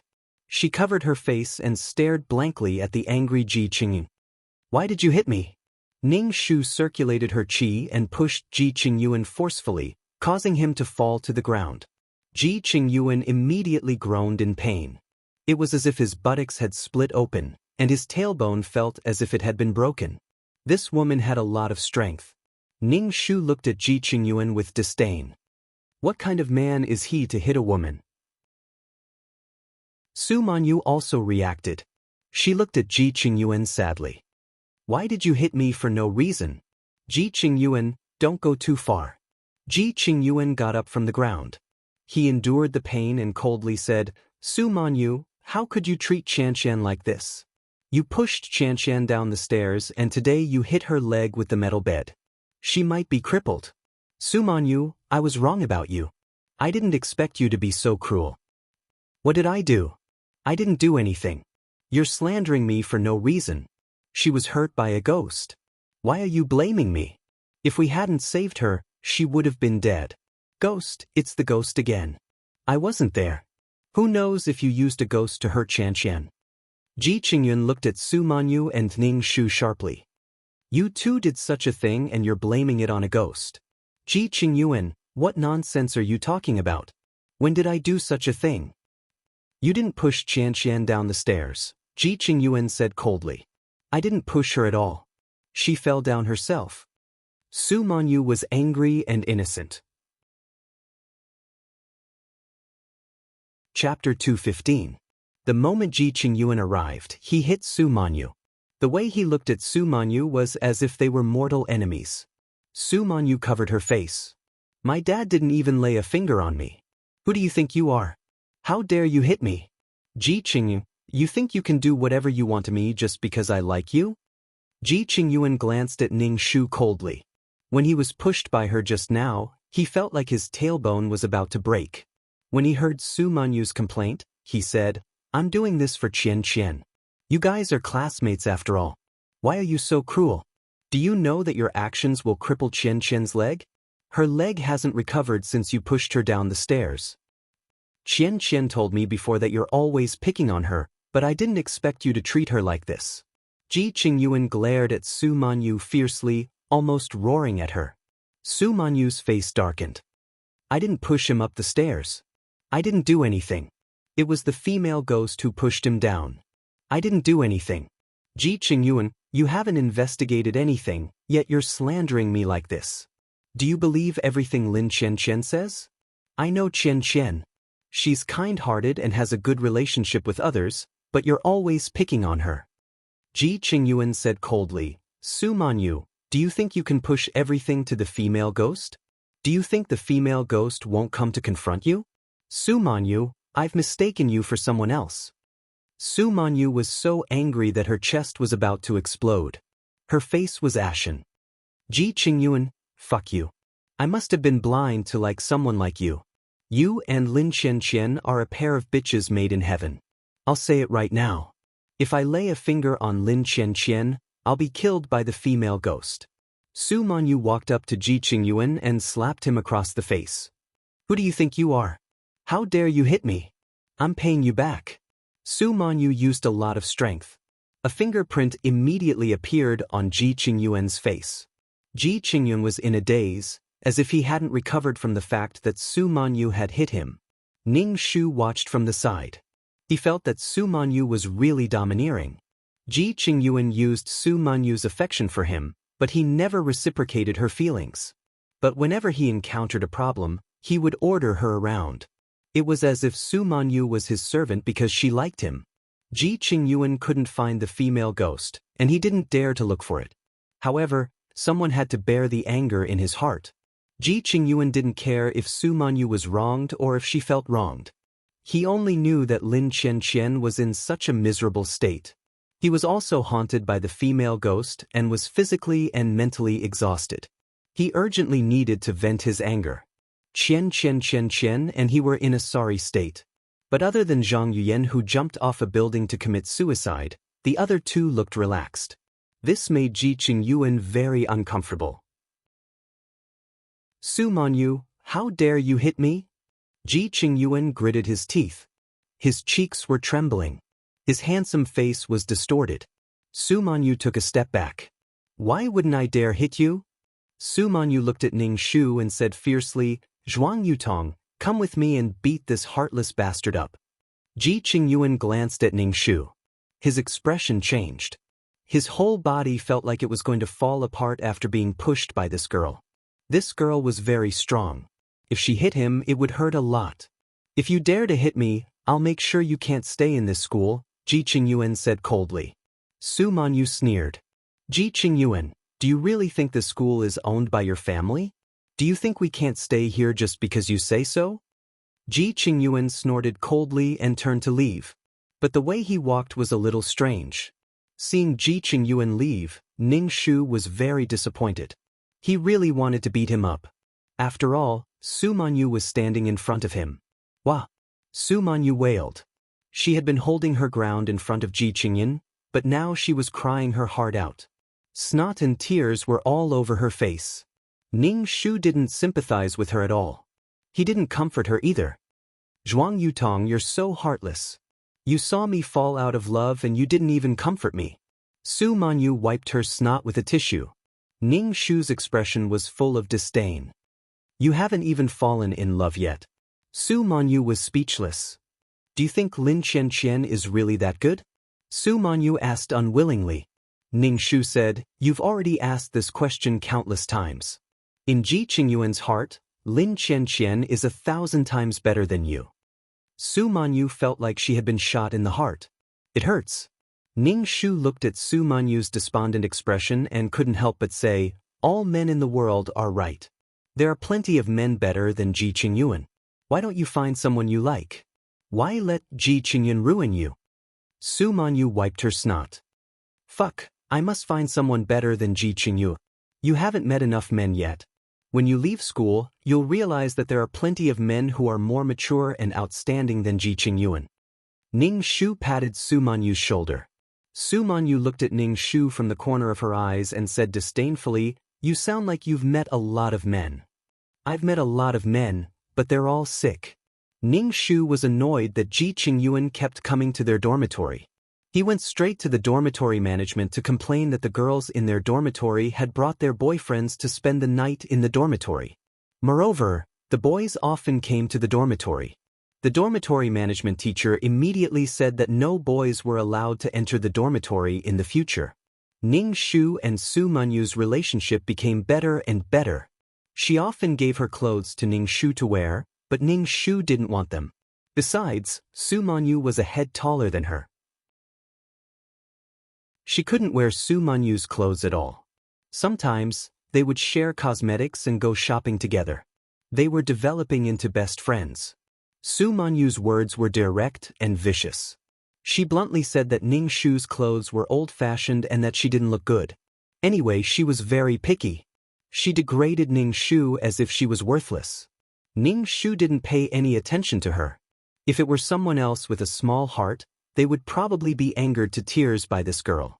Although Su Manyu disliked Ning Shu, when they went out, she still held hands with Ning Shu. Ning Shu thought that she was afraid of ghosts. Ji Qingyuan said that he wanted the Taoist priest to come and get rid of the ghost, but he didn't come for a long time. Moreover, the female ghost didn't appear for a long time. It made Ning Shu feel that the female ghost had disappeared. This kind of peaceful school life made Ning Shu feel that it was too strange. When the female ghost was around, he was on tenterhooks. Now that the female ghost didn't appear, he was still on tenterhooks. Could it be that Ji Qingyuan had made a fool of himself in front of her and Su Manyu last time and decided not to get rid of the ghost first to scare them? Chapter 216. Su Manyu held onto Ning Shu's arm as the two of them walked out of the dormitory. As soon as they walked out of the dormitory, someone blocked their path. Ning Shu and Su Manyu saw this and turned their heads away at the same time. Su Manyu said, "Why is such an ugly person blocking our path?" Ning Shu said, "No." Song Ming, whose face was full of pimples, looked at the arrogant Su Manyu. Ning Shu said, "Zhuang Yutong, I have something to talk to you about." "Do we know each other?" Ning Shu raised his fist. "I said that I would beat you up every time I see you." Song Ming's face twitched as if she had thought of something. Ning Shu said, "Are you still angry? I was in the wrong last time. Besides, you punished me." Ning Shu was speechless. What's wrong with this idiot? Su Manyu looked him up and down with an arrogant gaze. She brushed her hair with her hand and said with disdain, "Your figure is not good. Your face is too ugly. You have too many pimples. Your face is too oily. You didn't wash your face when you went out. Your hair is dirty and oily. Your body smells like instant noodles. Your socks are tied to your pants, and your shoes are covered in mud." Su Manyu raised her eyebrows and looked at Ning Shu. She asked, "Is this your man?" "Zhuang Yutong, I really admire your taste. You usually laugh at me." Ning Shu was speechless. Song Ming's face flashed with all kinds of colors after Su Manyu's words. It was as if a rainbow had shone on her face. She wanted to crawl into a hole and hide. Song Ming hated Ning Shu even more in his heart. He couldn't wait to have sex with Ning Shu right now and then abandon her.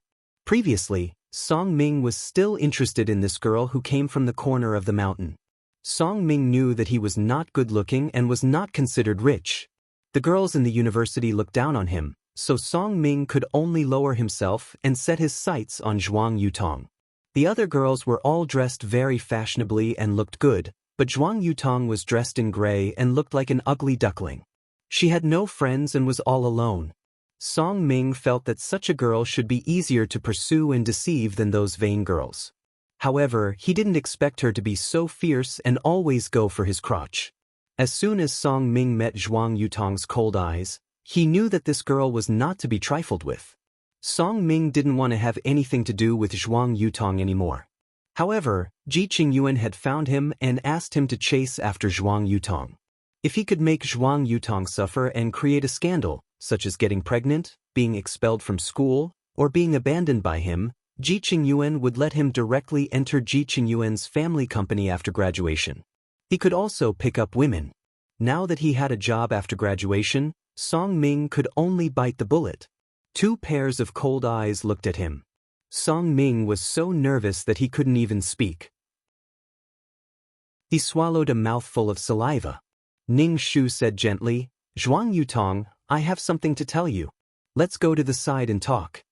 Su Manyu held onto Ning Shu's arm and flicked her nails.